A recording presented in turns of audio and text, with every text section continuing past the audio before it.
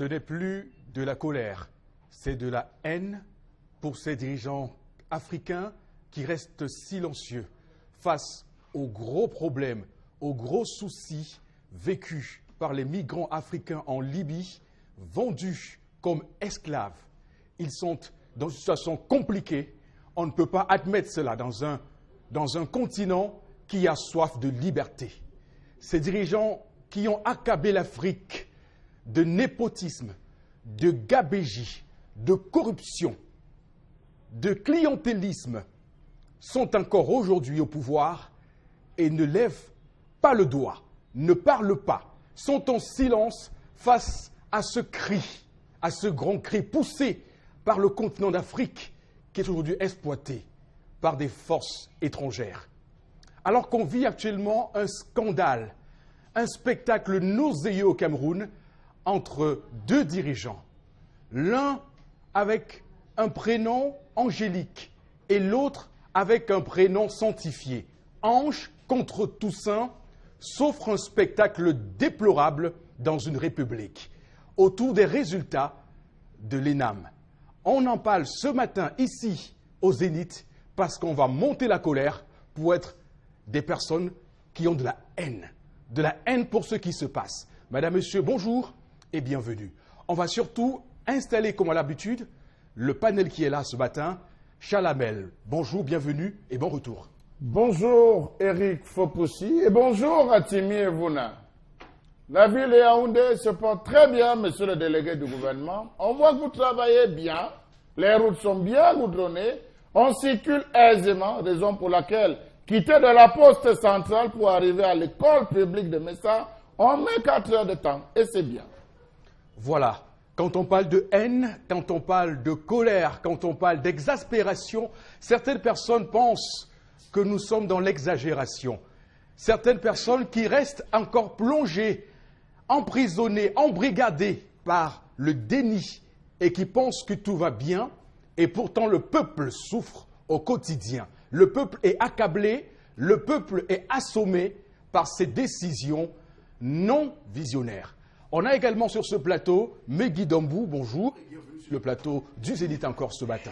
Bonjour, bonjour Eric et bonjour à tous nos téléspectateurs de l'émission Le Zénith. C'est un plaisir d'être là encore ce matin et on attend, comme vous le savez déjà, vos multiples réactions. On va se tuer à la tâche pour essayer de les lire toutes, même si ce n'est pas toujours évident, tellement elles sont nombreuses. Donc on attend, réagissez au numéro de téléphone du SMS et ainsi que sur la page de l'émission 10-12 Le Zénith, la page Facebook bien évidemment.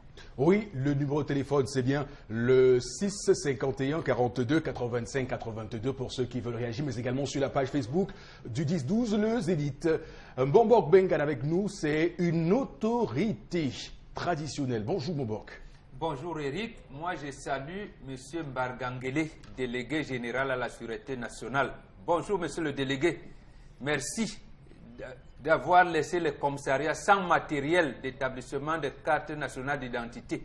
Je pense que vous allez accompagner ce manquement par une note spéciale adressée à vos collaborateurs pour qu'ils nous laissent tranquilles. C'est-à-dire que si un citoyen camerounais n'a pas de carte d'identité nationale à jour ou bien qu'il a une carte nationale d'identité périmée, vous n'allez pas l'interpeller. Merci de laisser les commissariats comme ça, sans matériel. Merci. C'est une incongruité. On ne comprend pas comment dans un pays comme le Cameroun au XXIe siècle, doté de gros atouts industriels et de ressources naturelles, on en soit encore à subir de la corruption, des rangs, des files d'attente lorsqu'il faut s'établir une CNI. C'est complètement inacceptable, inadmissible. Madame, Messieurs, vous êtes toujours dans cette grande autoroute qui est consacrée donc au sujet qui domine notre nation, la nation camerounaise, avec pour commencer l'histoire du jour, le quotidien des couples, des personnes qui vivent ensemble, parce que la famille est le socle d'une société. Avec, pour commencer donc, on va se jeter dans la mare avec Tendance Kenyé, bonjour et bienvenue sur le plateau. Bonjour Eric, bonjour mon public, bonjour, rebonjour encore. Et je me représente encore, Tendance de Bruxelles est là, je serai toujours là. Ce matin, on va parler d'une dame qui s'appelle Nadine. Son cœur saigne. Je ne parle pas de Madame Mouanfo Nadine, parce que vous connaissez. Qu'elle veut parler, vous avez dit que c'est de Nadine, moi, non. Je parle de Ma Nadine, nous on appelle Ma Nadine. Mais Guy, elle est en train de couler les larmes. Elle me dit, ouais, tendance, parle de mon histoire à tous les téléspectateurs de Kinos, parce que je sais qu'en réagissant par SMS, elle peut trouver une solution. C'est ce qu'elle m'a dit. Oh. Maman, ça peut venir cette année, Megui. Elle a 4 enfants avec son mari. Mais sauf qu'elle ne s'entendait pas avec sa belle-mère. Donc ça n'allait pas même un peu. Donc, le Jacques, quand elle voyait sa belle-mère comme ça, elle fuyait. Sa belle-mère la voit comme ça, elle changeait de place, de route. Mais, on dit souvent que l'homme propose, Dieu dispose. Sa belle-mère est décédée l'autre jour. Et elle dit à son mari lui a dit que tu ne bouges pas pour aller au deuil, ne bouge. Que le deuil là, tu ne pars pas. Elle dit à son mari que je ne pars pas au deuil, comment? Il dit que ne bouge. Ce qui l'énerve encore, c'est que hier, ses belles-sœurs l'ont appelé, que comme ma mère est morte là, si on attrape tes pieds au village, on ne va pas te dire. Va faire ta maison de deuil n'importe où, mais pas dans notre village. Parce que de son vivant, il n'y avait pas l'entente. Donc à l'heure-ci, fais ce que tu veux, mais on ne veut pas te voir au village. Maintenant, elle est dépassée, elle ne sait pas ce qu'elle va faire. Chère dame, chers messieurs, chers téléspectateurs fidèles, vraiment aider cette femme parce qu'elle est en train de pleurer. Si tu la vois, Megui, je suis sûre qu'elle a perdu même 100 kilos. Si tu vois la dame là, elle a perdu même 100 kilos parce qu'elle dit à son mari que est-ce que je peux aller au deuil chérie? Il dit non, ne bouge. Que tu n'es pas au deuil de ma mère parce que tu ne t'entendais pas avec elle. Ses belles soeurs sont encore venues piquer son cerveau. Que ne traverse même pas au deuil. Que ce soit à Douala ou au village, ne bouge pas. Elle me dit que ouais, je vais faire comment? Je lui ai dit que non, pas pour l'amour des enfants. Tu as accouché. Il faut aller parce qu'elle, pas aussi pour le nom de ses petits-fils.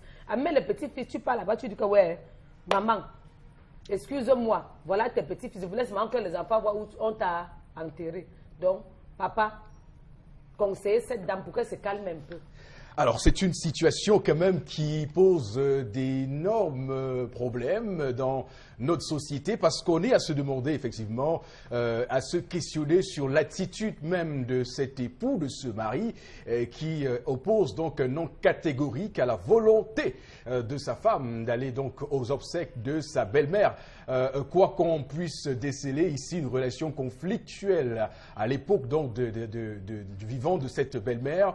En tout cas, Bombok, pour placer le contexte, pour se mettre dans cette situation et pour comprendre les tenants et les aboutissants de cette situation, est-ce qu'on peut accorder du crédit à l'attitude de ce mari qui, visiblement, est resté, comment dire ça, rancunier des mauvaises relations entre son épouse et sa maman? Non, moi, je ne vois pas où est-ce qu'il y a un problème. Et il n'y a pas de problème.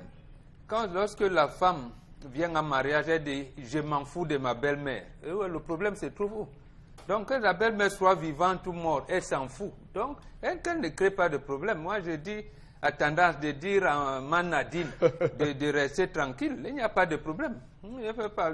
Son mari peut amener les enfants au deuil. Il voit là où on va enterrer leur grand-mère. Le problème, c'est vous. Justement, il faudrait donc qu'elle comprenne enfin que les propos tenus généralement par les femmes en disant « mais ma belle-mère est montée, ma belle-mère ceci », un jour, ça vous rattrape.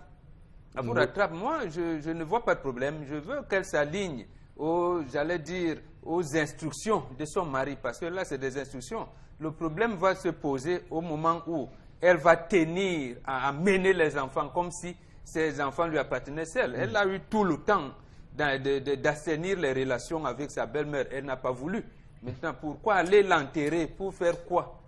En fait, et voilà même le problème, l'implication. Je veux dire, ce comportement implique également, si c'est le mari qui était décédé, on vous aurait dit, oui, mais là, les rites de veuvage, aujourd'hui, c'est ceci, c'est là. Voilà. La femme oublie qu'elle est allée en mariage dans une famille et qu'elle doit assainir les relations. Or, on a vu des femmes qui savent ce que c'est que le mariage, venir assainir les relations entre son époux et ses frères, entre son époux et ses parents, ainsi de suite. Mais celle-ci, elle a dit comme votre chanson que vous aimez danser là, je m'en fous des belles-mères.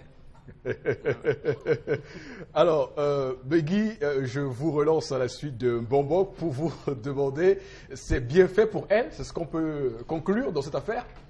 Pourquoi ce serait bien fait pour elle? On parle d'une histoire où une belle fille ne s'entendait pas avec sa belle-mère.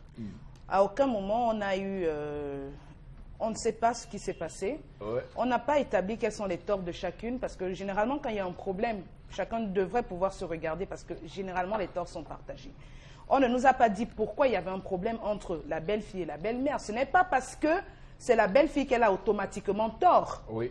Il faut faire attention, parce qu'on on reste dans une... on est emprisonné par des préjugés. Par des préjugés en Afrique selon lesquels, quand il y a un problème entre l'aîné ou un parent et l'enfant, c'est que forcément c'est le plus jeune qui a tort. Non. Qu'est-ce qui a été fait par les belles-sœurs qui aujourd'hui s'opposent à ce que cette fille vienne au deuil de sa belle-mère? Qu'est-ce qui a été fait par elles pour justement arranger ce problème du vivant de leur mère? Quelles sont les manœuvres qui ont été faites par ces gens-là? Quelles sont les manœuvres qui ont été faites par le mari pour assainir le climat de tension qui existait entre sa mère et sa belle-mère? Qu'est-ce qui a été fait? Moi, je dis, face à la mort, on fait taire tous les ressentiments.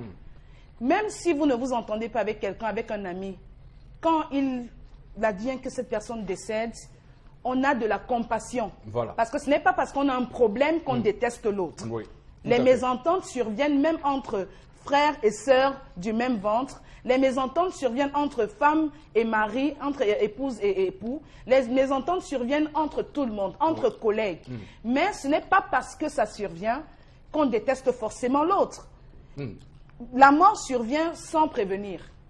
Vous pouvez aujourd'hui vous prendre la tête avec votre ami. Dès que vous vous séparez, vous n'avez pas eu le temps de vous réconcilier, il décède. Est-ce pour autant que vous ne devez pas assister à ses obsèques? Est-ce pour autant que vos larmes seront considérées comme des larmes de crocodile? Je ne le pense pas. Donc, moi je dis, c'est franchement un faux débat et ça démontre encore qu'en Afrique, on aime s'attarder sur des choses. Je n'ai pas fini, s'il vous plaît. On aime s'attarder sur des choses qui n'ont réellement pas de sens. Quelqu'un est décédé, vraiment, cette femme, elle veut aller au deuil de sa belle-mère. Qu'on la laisse. Qu'on la laisse soit avec sa conscience. Si elle a des choses à se reprocher, sa conscience va la juger. Mais qu'est-ce qui a à dire que tu ne peux pas assister honnêtement? Qu'elle assiste ou qu'elle n'assiste pas au deuil de sa belle-mère? Est-ce que la belle-mère reviendra à la vie? Je ne le pense pas. Voilà. Meggy, on a bien entendu votre postulat sur cette question, mais Chalamel, on est toujours dans un enfermement, comme quoi, dans la culture africaine, avant occidentalisation, on privilégie beaucoup plus la punition que l'appel à l'apaisement. Parce que, effectivement, sa présence à ces obsèques pourrait être un gage de bonne volonté, de vouloir apaiser, de vouloir se réconcilier, surtout qu'on sait que les morts ne sont pas morts.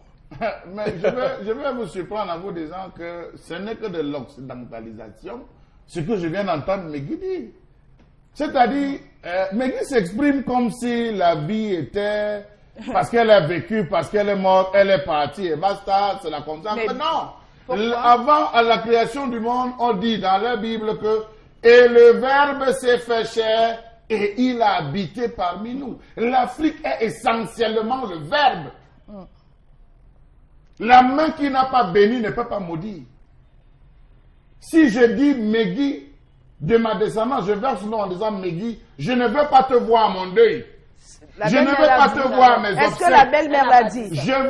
J'ai pris un exemple. Elle ne l'a pas dit. Je suis encore en train d'illustrer mes propos. J'ai pris un exemple. Je ne veux pas te voir à mes obsèques. Non, mais si vous enfreignez cela, monsieur, vous êtes frappé.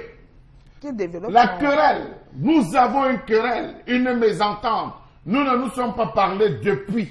On n'a pas discuté depuis. D'où vient-il que tu viendras couler une larme lors de mes obsèques? De repentance. Alors, non, ce n'est pas une larme de repentance. Il faut dire que les traditions ont prévu un ensemble de choses. Car il y a deux moments essentiels dans la vie de l'homme où il doit être accompagné. Dans les moments où on célèbre la vie, ça peut être la naissance, ça peut être le mariage, ça peut être les anniversaires, ça peut être la promotion, on célèbre la vie, et des moments où on célèbre la mort. Lorsqu'il y a déjà mésentente, vous ne pouvez pas traverser l'espace du deuil, si cette personne est décédée, sans qu'un ensemble de rituels ne soit fait pour demander pardon. Et c'est ce qui devrait être fait. Mais comme elle est très occidentalisée, elle veut aller au village. Elle devait commencer par dire, attention, il ne faut pas qu'on enterre cette maman qu'on enterre ma belle maman sans qu'on ne se soit réconcilié. Avec Ça n'a le pas mort. été possible. Permettez-moi, Miki. Ça n'a pas été possible dans cette vie. Ça va l'être. Et je vais vous le dire. Et vous surprendre que ça réussit même généralement lorsqu'on fait véritablement amende honorable. Donc voilà ce qu'elle devrait faire. Demander plutôt à faire réparation, s'humilier. Et il y a des méthodes, suivant chaque zone. si c'est la sans belle-mère un qui avait rituel, tort? il y a des rituels où on se répand. Et je pense que la mort aidant, même les généraux d'armée, lorsqu'ils voient un corps passer, se décoiffent et donnent le salut militaire pour dire on respecte la mort. Voilà, je reste sur vous, Charles Hamel, en vous interpellant de répondre effectivement au point essentiel de ma première question. Est-ce que ce mari-là, qui refuse catégoriquement à sa femme d'assister aux obsèques de sa mère, n'est pas dans une attitude belliqueuse, belligérante, de punition? Si ça avait été que c'était sa mère qui était coupable, je ne pense pas qu'il adopterait une situation comme celle-là. N'oubliez pas que le mari aussi est le reflet de toute une famille. Une famille qui a vécu. Je pense qu'il s'en prend mal. Il se serait mal, il s'en prend mal. Il aurait dû dire à sa femme, écoute, je ne suis pas chef de la famille, je suis seul ton époux, mais je pense qu'on pourrait rencontrer tel pour voir dans quelle mesure on devrait essayer de résoudre ce problème. Parce qu'il n'y a aucun problème qui ne se résout, ni du vivant, ni de la mort. Tout à fait. Alors, tendance, vraiment, on est là dans une grosse situation. Et voilà donc une femme qui est empêchée, qui est dans son génie, est donc emprisonnée ce matin. Aïe, mais la vie est facile. Je m'entends pas avec ma belle-mère et elle décède. Belle-mère, que ton âme repose en paix. Ma belle-mère comme ma propre mère. Donc, il faut que les belles sœurs apprennent à fermer leur bouche. Si j'ai eu les problèmes avec maman, ce n'est pas avec vous. Partez gérer vos foyers. Je n'ai pas voulu que maman meure, c'est arrivé. Et si c'est moi qui mourrais, elle aussi, elle allait venir à mon deuil. Donc, je vais partir à ce deuil obligé, forcé. Coûte que coûte. Je vais même faire ma maison de deuil. Je viens avec ses petits-fils. Et l'homme qui dit à sa femme de ne pas bouger, il n'y a pas l'amour. Tu dois arranger ça. Je suis ton épouse, la mère de tes enfants. En principe, même tu devais m'attendre le jour où on enlève le corps de la belle-mère. Tu amènes ton épouse à l'hôpital, elle demande les excuses même sur le cadavre. Pourquoi bloquer qu'elle ne doit pas aller au deuil? Ça veut dire qu'il n'y a pas l'amour. L'amour vrai. Pour un homme qui est vrai, il cherche à mettre la paix. Voilà. Est-ce que je manque mes guilles? Donc elle attend cherche aussi, à mettre la paix. Tu dis à ton épouse. elle attend maman, aussi sa part de maïs du deuil. Quel maïs? Le maïs qu'on donne au deuil. Non, même pas ça, Eric. Franchement, parce que si c'est moi qui mourrais, ma belle-mère n'avait pas venu au deuil. Mais elle est partie avant moi. Je n'ai pas souhaité sa mort. Est-ce que j'ai dit meurs? Non. C'est arrivé. Donc il faut que l'homme apprenne à mettre la paix partout. Ce n'est pas que tu vas venir dire que ne bougez pas. Les belles aussi que les bouges ne se ferment pas. Votre problème dedans, c'est quoi? Ok, d'accord. Je peux au deuil au nom des enfants et je pleure bien ce deuil. On a bien il compris. le pagne, je cours le pagne. On a bien et quand compris. on peut au deuil, on pleure même son propre corps. On a bien peut au deuil, compris. on pleure aussi sa vie. Donc la Alors, mort, c'est Bambok Bengan, vraiment en tant qu'autorité traditionnelle, comment on peut réussir en Afrique à coaliser, à mettre ensemble en harmonie les relations entre femmes et belle-mère? Comment réussir ce gros challenge, ce grand défi-là? Parce que c'est vraiment ça le cœur du problème. C'est-à-dire qu'il y a des sœurs, il y a un mari qui se ligue contre une femme. Comment réussir l'harmonie, la mise en harmonie, en symphonie de ces relations? La première chose à faire, c'est de ne pas regarder la tradition africaine avec les yeux de l'Occident. Vous avez dit tout à l'heure comment amener, pourquoi en Afrique il y a des punitions à moins que les apaisements. Je vous dis, en Afrique, on ne punit qu'en dernier ressort. L'un des problèmes qu'a vécu l'Afrique et que continue à vivre l'Afrique, c'est précisément parce que l'Afrique, les Africains sont hospitaliers. Parce que nous voulons accueillir tout le monde. Et parce que nous avons accueilli tout le monde. Vous ne pouvez pas dire des gens qui ont vécu pendant 150 000 ans avant qu'il y avait une autre espèce au monde. Donc c'est l'Afrique qui est la mère de la civilisation. Et venir, c'est ce qu'on appelle l'Occident aujourd'hui, il y a seulement 20 000 ans que le blanc a apparu. Et c'est nous, Africains, qui avons dit que le blanc, c'est aussi un être humain. Parce que Dieu n'a pas créé le blanc, contrairement à ce qu'on vous dit. Donc, nous qui avons la civilisation, qui avons imprimé au monde entier, qu'est-ce que la civilisation? Et les gens qui sont venus hier viennent vous dire que voilà. Non. Donc la première chose à faire, c'est quoi? C'est ça la première. La deuxième, c'est essayer de voir comment on vit là-bas. Ici, L'autre chose, c'est la femme, même si c'est elle qui mourait, la belle-mère aurait procédé de la même manière, c'est-à-dire aller chercher comment participer au deuil.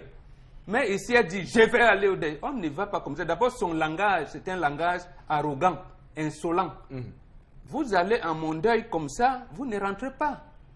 Voilà. Vous ne rentrez pas précisément parce que c'est la parole, Charles Hamel l'a dit. Oui. La belle-mère ne l'a jamais dit qu'elle ne doit pas assister à son deuil. J'ai dit, elle ne l'a pas dit, la famille est opposée, elle se soumet. Elle se soumet. Elle se soumet.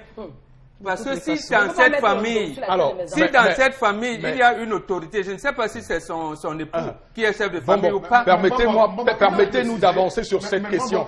Charles Hamel, attention, Charles Hamel, vous aurez le temps de parler d'abord. Vraiment, permettez-nous d'avancer. Vous pensez qu'en l'état des choses, ce mariage peut continuer?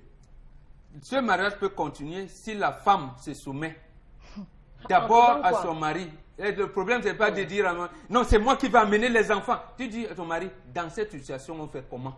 Pourquoi elle ne veut pas s'enquérir de la situation? Comment participer au deuil sans que, puisque tout le monde la rejette? Il ne s'agit pas de dire, est-ce qu'on a créé des problèmes? On devait d'abord, elle-même, elle ne pouvait pas avoir tort. Est-ce qu'elle est partie? Elle est tort ou raison, on se réconcilie avec ceux qui sont partis, avec nos ancêtres. Qu'il ait eu tort, parce qu'il peut arriver même que votre papa qui vous a accouché, vous a abandonné. Et quand il meurt, comment vous allez vous réconcilier avec lui? Nous avons les manières de vous réconcilier avec vos papas, parce que vous jugez qu'il a enceinté votre maman, il n'a jamais vu, il ne vous a jamais pris en charge, donc ce n'est pas un papa responsable vraiment. Ça, c'est l'occidentalisation. Même étant là-bas, il peut vous maudire. Il faut le savoir. Vous nous amenez là sur le terrain de la superstition. Vous m'avez posé. De la superstition. Monsieur, ce n'est pas la superstition. Vous ne savez pas ce que c'est. Croire à Jésus, c'est une superstition aussi. Donc, n'allez pas. Nous vous parlez d'une tradition de l'Afrique. On vous explique les traditions. Je peux vous expliquer l'au-delà. Si vous ne connaissez pas l'au-delà, vous allez dire que ne s'y connaît pas. Mais sauf que pour un philosophe comme John Molley, il trouve qu'avoir ce type de superstition, c'est rester à l'étape de l'homme critique, de l'homme qui n'est pas dans l'excellence. Je vous prendrai un autre qui était même prêtre, Jean-Marc, Père Hebga. Tout à fait. Père Hebga était philosophe, il était prêtre, mais il était chef de département cartésianisme à l'université de Yaoundé 1. Donc, comment un philosophe peut vous expliquer le cartésianisme? Donc, laissez donc. Alors, d'accord. Même les cartésiens ont dit, d'abord Francis Bacon, il a dit, on ne peut commander la nature qu'en lui obéissant. Est-ce que vous connaissez les lois de la nature? On vous apprend ça à l'école? Sauf que, effectivement, dans est-ce qu'on vous apprend les lois de la nature à l'école? La rationalité telle qu'appelée par Descartes. Non, on va ouvrir un débat. Non, ça c'est le cartésien qui l'a dit. On ne peut commander la nature sur la rationalité sur ce plateau. Mais toujours est-il que Megui, c'est pas la nature, ça c'est ce que vous les hommes vous dites. Voilà. C'est pas la nature. C'est pas ce qui est du surnaturel. C'est ce que Dieu a dit, c'est ce que nous poursuivons. Madame, Dieu dit quoi? C'est pas la nature. Il a créé par la parole. Et nous avons la parole. C'est pas la nature. Allez-y, Megui. Je vais dire quoi, Eric Fopoussi? Déjà, ici, moi, je m'en tiens à l'histoire qui nous est relatée. Vraiment, arrêtons d'aller chercher les choses qu'on n'a pas dit dans l'histoire pour tirer la couverture de son côté. Mais c'est toi qui as commencé. Je m'en tiens à ce qui a été dit dans l'histoire. Premier point, la maman en question n'a jamais dit que sa belle-fille ne devait pas assister à ses obsèques si elle venait à mourir. On ne sait pas si elle a dit. Voilà, donc n'imaginez pas alors. Elle ne l'a pas dit, on s'en tient à l'histoire. Deuxième point, les rites traditionnels dont vous parlez, on n'a même pas laissé l'occasion à cette femme de pouvoir les faire. On ne lui a même pas recommandé. Non, peut-être qu'elle ne sait pas. Peut-être qu'elle ne sait pas. On ne lui a même pas. C'est d'un temps péremptoire qu'on lui a dit tu n'assisteras pas aux obsèques, point barre, parce que tu avais des problèmes avec... C'est une volonté de divorcer, ça, hein, c'est clair. Voilà. Donc, maintenant, je m'en tiens à l'histoire. Je vais dire quoi? Quand vous avez votre enfant, c'est vous qui dites sur ce plateau que quand une femme va en mariage, elle considère sa belle-mère comme sa mère et l'inverse doit pouvoir se faire. Ça veut dire que la belle-mère doit la considérer comme ses propres enfants. Quand vous êtes une maman, un papa, vous avez un problème avec votre enfant, je suis sûre, Eric, que quand vous êtes dans la raison et que vous vous comportez vraiment comme une maman, comme un papa, vous allez amener votre enfant à la raison, à moins qu'il soit possédé. Donc, la belle-mère, je veux dire, elle est décédée aujourd'hui, on ne dit pas du mal des morts, mais je fais un rétropédalage. Elle aurait pu se comporter en maman et ne pas laisser perdurer un conflit entre eux. On ne nous a pas dit comment elles se comportaient, il faut le dire. Il y a des belles-mères qui sont extrêmement acariates. Mais en tout cas, Insupportables. Je ne vais pas revenir sur ce débat, mais je dis que la mort, est-ce que nous qui sommes sur ce plateau, nous nous entendons avec tout le monde? Mais où ça est? Nous ne nous entendons pas avec tout le monde. Vous avez dans votre famille un cousin avec qui vous avez peut-être des petits problèmes, une cousine avec qui vous ne vous entendez pas. Est-ce que c'est parce qu'il va décider que vous ne devez pas aller à ses obsèques? Voilà. Aux obsèques des gens, on voit des personnes qui pleurent. Qu'est-ce qui vous dit que ces personnes aiment le mort? Voilà. Ou aimer le mort? Je voudrais qu'on soit d'accord sur des principes. Hein. Je pense que lorsqu'on parle de vie en société, lorsqu'on parle de savoir, on doit pouvoir toucher et palper certaines réalités. Et je reviens encore là-dessus pour rappeler qu'il faut rester rationnel. Les superstitions, qu'on soit chrétien ou qu'on soit traditionnaliste, ne sont jamais bons pour l'élévation, l'ascèse d'un individu. On va surtout prendre quelques messages maintenant pour ceux qui nous les envoient au 651 42 85 82. Vous ne m'avez pas donné la parole, donc vous m'avez muselé sur ce plateau. On aura l'occasion. Vous avez refusé que je m'exprime. Chalamel, je prends la promesse, je prends l'engagement de devoir réagir tout à l'heure avant la fin de l'émission sur ce point. Voilà, on a Quelques Madame messages. Egbe qui nous dit « Misunderstanding does not mean the absence of love. The husband response Absolument. is poor because he has to protect his wife irrespective of the circumstances. Voilà. If the Donc, wife needs protection. voilà. Tout le monde a besoin de Je protection. ne pense pas. Voilà, donc la mésentente ne signifie pas l'absence d'amour. Je traduis Oui, pour ceux... on peut souvent Voilà. s'écharper tout le temps et pourtant, au fond, on Oui, a on de sait. la considération Voilà. l'un pour l'autre. Hein. Des C'est- frères se battent, mais This ils wife s'aiment. needs protection. Mais Eric Fopoussi, That's the question. je suis désolée, je vais le dire. Je peux blesser certains, je l'assume. En Afrique, je le dis, on fait comme si épouser une femme, c'est lui faire une faveur. Les femmes sont parfois... Mais écoutez un peu, vous avez une belle-mère qui ne s'entend pas avec sa belle-fille. Déjà, on n'arrive pas à départager les torts, parce que les torts sont parfois partagés. Les torts, ce n'est pas parce que c'est votre belle-mère qu'elle a le droit de vous faire ce qu'elle veut. Je suis désolée. De vous museler. De vous museler, oui. Elle n'en a pas le droit. Vous allez épouser un homme, on doit pouvoir respecter votre couple. On ne doit pas penser que parce que vous avez épousé un homme, tout le monde doit pouvoir vous chier dessus. Je Voilà. suis désolée. Parce que vous pensez que toutes les femmes ont votre comportement là? Pardon? Et Voilà, il y a des Quel femmes qui comportement? mais justement, Quel vous dites- comportement? Ce mais que je dis, laissez-moi donc non, expliquer. quel comportement? J'ai quel J'explique donc. comportement? Justement, Ouais. Bon, vous dites vous que avez vous êtes dans la 40 secondes pour posture ça. de femmes qui pensent que c'est une faveur. C'est pas une faveur. Ce n'est pas une faveur. Justement, vous expliquez une tradition Ce que vous n'est ne pas une connaissez faveur. pas. Quelle On n'a tradition? jamais dit que Quelle épouser tradition? une femme en Afrique était une faveur Mais pour vous la vous femme. comportez comme... Mais justement, mais parce que vous au-delà- avez les yeux de vous l'Occident. non, Mais vous au-delà laissez de ça, Vous ne j'aimerais savez pas surtout lire ce que préciser, vous voyez, au-delà de madame. ça, Laissons l'Occident. j'aimerais surtout Laissons l'Occident. préciser, Vous ne Meggy savez pas et lire ce que Bonbon, vous voyez. je Je vous peux demande, être une belle fille, j'ai des belles, pardon, je peux être la une belle discipline. sœur, une belle fille, j'ai des belles sœurs, j'aurai des belles filles demain. Donc je dis que quand vous faites quelque chose, dites-vous bien que vous avez vous aussi des filles, vous avez vous aussi des sœurs. Ne Meggy. défendez pas parce que vous êtes un homme. Meggy, Non, Meggy, on on se donne calme un les peu. normes. Alors, Quelle Chalamel, norme? Chalamel, Quelle Chalamel, norme? Chalamel, Quelle norme? on se calme un peu. Maltraiter, pardon. Il n'y a pas C'était de une vos normes, c'est vous. D'autres C'est messages. vous qui venez avec les normes impliquées au continent Les africain. normes, les Meggy, normes, d'autres c'est messages, je lesquelles? vous en prie. Alors, c'est la Continuons, question à avançons. poser. Voilà, cette femme doit se soumettre et demander pardon à sa belle-mère. Son mari doit la soutenir. Charles, bon, voilà, c'est Paul de Deido qui demandait où Charles était hier. Elle part au deuil pour faire quoi? On arrange les choses avec les vivants et non avec les morts. Voilà, on va prendre un autre message. I want to thank you for what you have said about... Bon, ce n'est pas en rapport avec notre sujet. Donc, on aura l'occasion de revenir là-dessus. Voilà, le mariage, c'est entre deux familles. Donc, les parents de la femme doivent aller aux obsèques. Si son mari le lui interdit, il ne le fera pas pour sa belle famille. Voilà, c'est bon, Meggy, pour cette vague de messages et surtout rappeler qu'on aura l'occasion de revenir sur le sujet via vos différentes réactions par SMS avant la fin de ce programme. Tenez-vous tranquille, soyez-en rassurés. Mais pour l'heure, place à la colère d'un monsieur. Il s'appelle Chalamel. À tout de suite.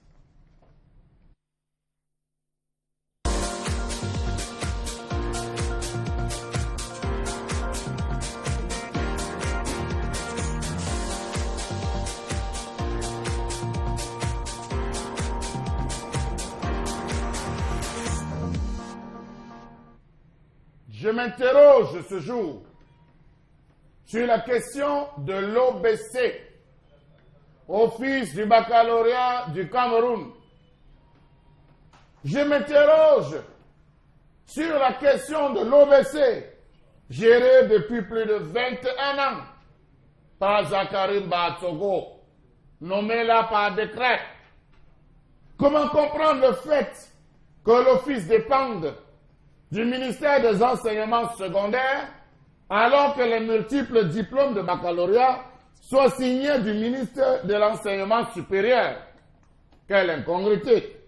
Comment comprendre l'extrême contradiction qui existe entre les deux systèmes éducatifs camerounais, francophones et anglophones, même au niveau de la gestion des différents offices?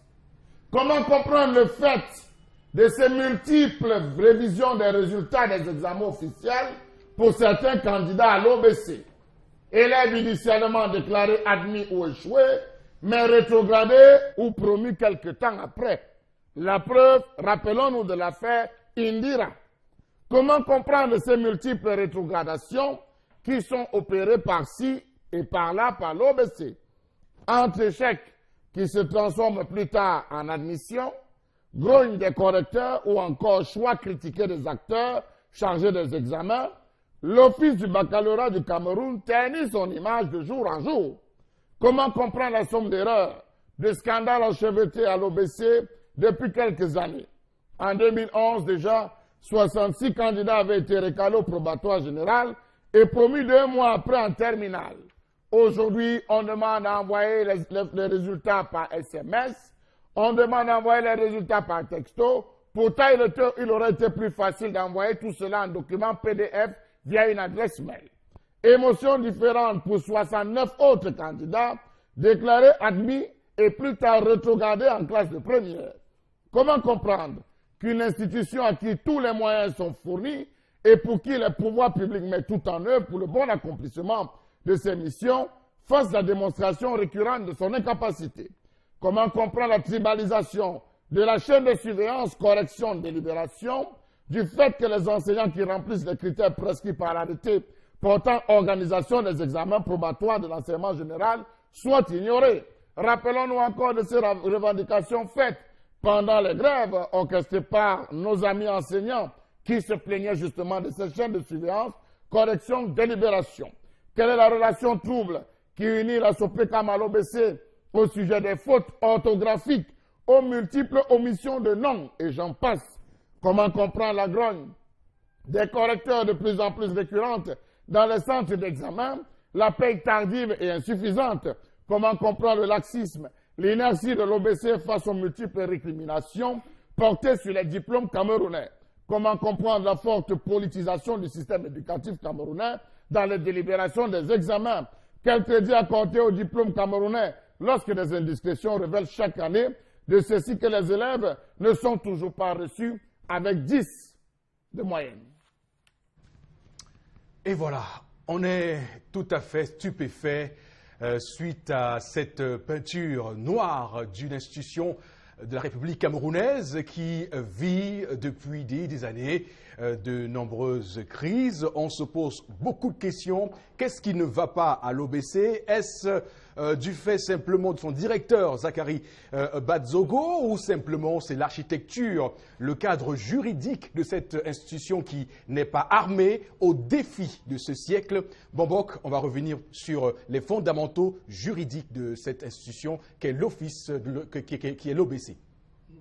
Si on s'en tient, j'allais dire aux dispositions, aux textes réglementaires, donc dispositions juridiques dont vous faites allusion, il n'y aurait pas de problème, puisque l'Office camerounais de baccalauréat est un établissement public qui a une autonomie financière, et c'est pour cette raison que les frais d'examen, comme il parlait de l'office du bac, ça veut dire que les frais d'examen probatoire et baccalauréat, c'est-à-dire nous sommes là dans le système éducatif francophone, voilà, sont connus d'avance. Au moment où les enfants font les inscriptions au mois de juillet et août pour l'année scolaire en cours, ils donnent leurs frais d'examen. Et ça fait en sorte qu'avant les examens qui se déroulent en juin et juillet, de l'année. Donc, ils ont 1 an pour la préparation matérielle et tout de ce qui devrait être le fonctionnement de l'office. Maintenant, il a relevé le dysfonctionnement tel que le non-paiement, par exemple, des primes de surveillance, de correction des épreuves, un certain nombre de choses, mais également l'autre problème qui fait que le baccalauréat, c'est considéré comme le premier diplôme de l'enseignement supérieur. Pourquoi cet office dépend encore du ministère de l'enseignement secondaire, alors que le diplôme le plus huppé son diplôme le plus huppé est, j'allais dire, signé par le ministère de l'enseignement supérieur. Donc, cette incongruité-là, on ne sait pas comment on devrait gérer ça. L'architecture, oui. Voilà, c'est cette architecture-là. Mais davantage, il relève le dysfonctionnement qu'il relève. Parce qu'on ne comprend quand même pas que hier, lorsqu'il n'y avait pas l'informatique, tout se faisait à la main. C'est-à-dire, même les noms des candidats étaient bien écrits. Aujourd'hui, où on saisit tout, presque tous les noms des candidats, et on doit faire des requêtes parce qu'on a oublié ici précisément, il n'y a plus de sérieux. Pourquoi il n'y a plus de sérieux? Parce que ceux qui travaillent à l'office du baccalauréat ne sont pas payés. Et l'autre chose, c'est que son équivalent, son pendant dans l'autre sous-système, c'est le GCE Board. Est-ce que ces enseignants qui sont généralement dans les mêmes lycées, parce que lorsque vous parlez de lycée bilingue, en fait, il n'y a pas de lycée bilingue, c'est 2 lycées qui se juxtaposent. On prend les francophones pour aller là-bas et les anglophones pour aller au GCE Board. Est-ce qu'ils font des comparaisons entre l'argent qui est payé dans le GCE Board et là-bas pour, j'allais dire, ralentir la machine? On ne sait pas. Toujours est-il qu'on note ce dysfonctionnement qui aboutit jusqu'au résultat. C'est-à-dire que chaque fois, on vous dit, vous voyez un enfant qui a été déclaré admis à l'examen probatoire, il commence ses inscriptions en terminale, on vous dit non, rentrez, c'était une erreur, vous devez reprendre la classe de première. Et vice-versa, on vous dit, vous êtes déclaré redoublant pour la classe terminale, après on vous dit, non, vous avez été admis, bon, allez vous inscrire à l'université, et vice-versa. Voilà ces dysfonctionnements qui existent et qui causent du tort au moment où on parle de l'émergence du Cameroun. Et nous voilà donc emprisonnés par ce régime qui n'a que trop duré, parce que il faut bien comprendre ce qui se passe au Cameroun, c'est qu'on a des gens qui s'asseyent sur des fauteuils dans la gestion de cette institution et qui mettent un temps fou et ils contribuent à y installer un système d'anarchie, un système d'inertie, un système de tripatouillage, et c'est ce à quoi on assiste aujourd'hui. Alors Charles Hamel, l'OBC, l'Office du baccalauréat du Cameroun, donc un directeur qui a quand même mis un temps assez long. Ça peut aussi user, il faut insuffler un sang neuf, là. Étant donné qu'il est arrivé par décret, il va attendre tout simplement que ce soit un décret qu'il enlève lui-même personnellement de cette direction, la direction de l'Office du baccalauréat, avec tout ce qui est entaché comme erreur. Comment donc comprendre qu'on se retrouve à une gestion comme celle-là, où chaque année on aborde la question des notes, chaque année on dit vous avez réussi, vous n'avez pas réussi, vous avez la SOPECAM de son côté qui n'est pas capable de vous donner véritablement, qui n'est pas capable de restituer les noms, des fautes orthographiques dans la saisie même parfois des épreuves.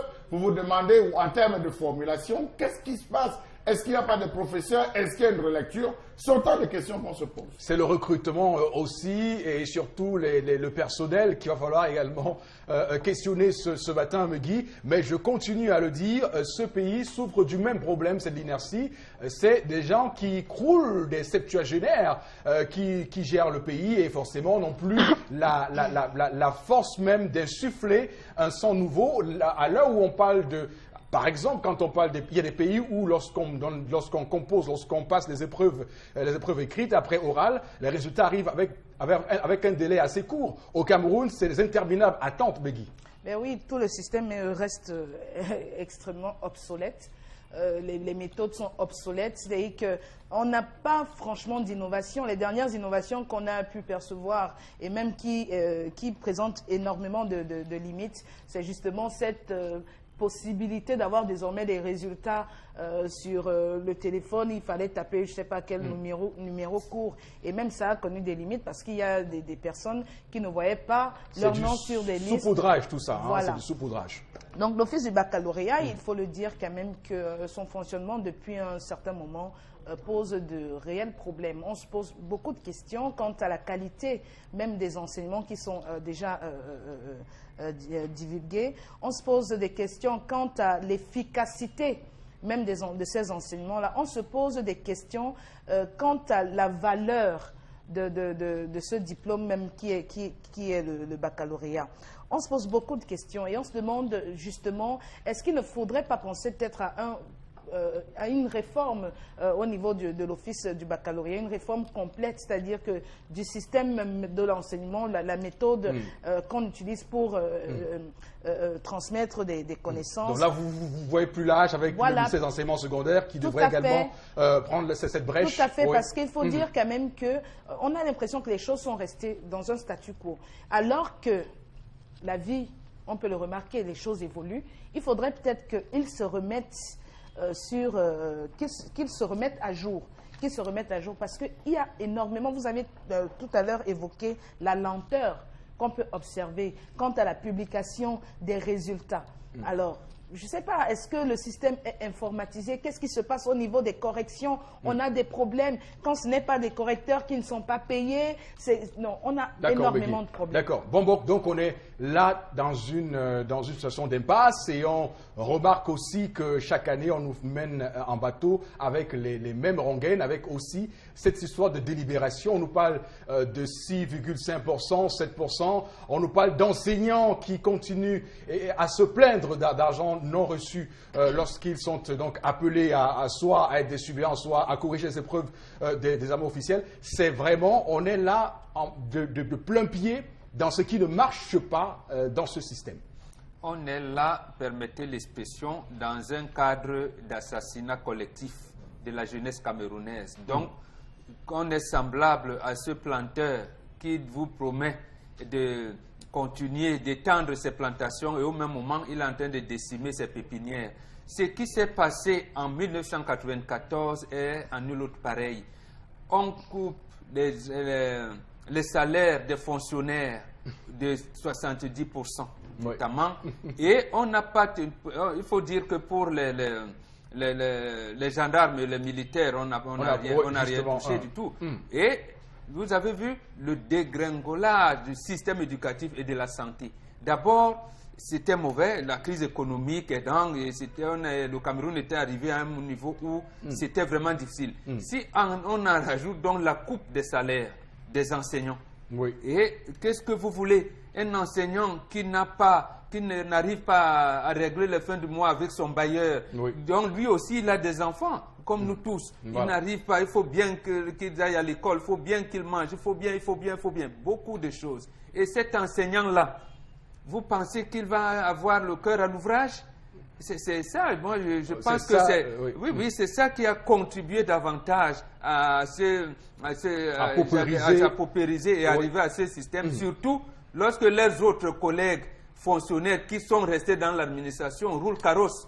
Ça veut dire qu'eux qui cherchent les prébendes par-ci par-là, et vous voyez que l'enseignant a été, j'allais dire, relégué au second plan. Et pour ceux qui continuent à nous faire le procès de noircissement du tableau, écoutez, en 1994, le Cameroun avait d'autres chemins à prendre, parce que d'autres pays africains, on peut voir ailleurs comment ça marche. D'autres ont choisi d'augmenter plutôt les salaires et de baisser l'effectif des fonctionnaires. Au Cameroun, on a choisi de baisser les salaires. C'était une politique, on va dire, ils vont nous dire, imposée par le FMI avec le programme d'ajustement structurel. Mais il faut comprendre que un autre chemin est possible, un autre Cameroun est possible si simplement on prend de bonnes décisions sur des dirigeants éveillés, illuminés pour pouvoir mener ce pays vers un cap assez certain et sûr. Alors, mon cher Charles Hamel, l'OBC qu'on décrit ce matin et qui, justement, nous met en colère, et vous aussi dans ce contexte, est-ce que vous pensez qu'il y a des choses qui peuvent être envisagées pour pouvoir sortir l'OBC de ces abîmes, de ces incongruités, de ces inconsistances? Premièrement, il faut faut dégommer toute la direction générale. Ils ont déjà fait ce qu'ils pouvaient faire en 21 ans. On a vu leurs limites. Ils ne peuvent plus rien apporter. Ils ne peuvent plus rien créer. Lorsque vous avez des gens qui se retrouvent encore avec des noms, on fait des fautes sur votre nom. C'est-à-dire, lorsqu'on vous remet votre diplôme, il y a des erreurs sur votre nom. C'est deux personnes différentes entre votre acte de naissance Et le diplôme qui vous est remis, c'est des requêtes qu'il faut faire, c'est des dépenses inutiles engagées sur le téléphone, c'est des dépenses parce qu'il faut avoir ces résultats, des résultats qui arrivent et qui sont le lendemain, qui s'avèrent faux le lendemain. C'est, on va le préciser comme ça, des notes, on va dire, des scandales constamment. On a le cas d'Indira, la jeune fille Indira, je pense que c'est Megui qui avait rapporté cette information sur la toile, qui avait été déclarée, vraiment, elle avait été déclarée, comment dire, quand elle avait échoué, très simplement. Mais peu de temps après, c'est encore elle-même, l'individu Indira, l'artiste qui publie qu'elle a réussi. Comment se fait-il qu'on arrive là? Ça déchaîne les passions, tout le monde se met les critiques sur la toile et tout. Ça fait même des articles dans la presse, mais jamais un Batsogo ne s'est levé pour expliquer comment est-ce qu'on est arrivé à ce niveau, comment est-ce qu'on est arrivé à cette situation. Voilà comment on se retrouve dans un pays où rien n'est expliqué finalement, expliquer à qui, sur quoi. Aujourd'hui, on ne sait pas où va cet argent qui est versé, les 500 francs qu'il faut débourser pour avoir ces résultats. Donc, vraiment. Donc, les gens se sentent invincibles. Les gens se sentent en confiance et estiment que rien ne peut leur arriver tant qu'ils ont la mention spéciale de celui qui est tout en haut et qui regarde tout ce spectacle nauséeux sans lever le petit doigt. En tendance. Je vais encore dire quoi, papa? Mais parle. Je suis dépassée, Eric, parce que... Mais parle, dis-nous, parce que c'est quoi cette histoire, tendance? Moi-même, je suis dépassée. Quand tu sors le matin, quand tu ne travailles pas, on t'insulte. Quand tu ne viens pas à l'école, on t'insulte. Tu pars mal à l'école, le travail est difficile. Les enseignants, même qu'on devait cajoler. Je comprends. Je le comprends, mais j'ai souvent dit que ils peuvent ne pas venir corriger les épreuves là. Oui. C'est une façon de manifester qu'ils sont fâchés. Mais s'ils ne corrigent pas, les enfants vont faire comment? Parce qu'en corrigeant, même, ils ne sont pas concentrés. La même chose que si tu travailles quelque part et que tu n'as pas le salaire, tu ne vas pas bien travailler. Tu ne vas pas être bien dans la tête. Donc, quand quelqu'un prend la feuille comme ça, il sait qu'il veut corriger. Après, il piaffe. Je corrige même quoi, dis donc. Que je vais me gagner quoi à la fin. Au lieu de faire, ce n'est même pas corriger. C'est mieux de laisser, ou encore c'est mieux de démissionner, que de faire venir punir nos enfants, donner telle note alors que ce n'est pas ça. Non. Concentrez-vous. Quand ça ne va pas, démissionner. Ou encore vous boudez. Vous pouvez dire que non, comme on ne paye pas, on ne fait pas. Au fur et à mesure, même ils vont réfléchir et voir ce qu'il y a lieu de faire. Eux-mêmes, ils viennent corriger. Parce que le travail de l'autre est facile, Eric.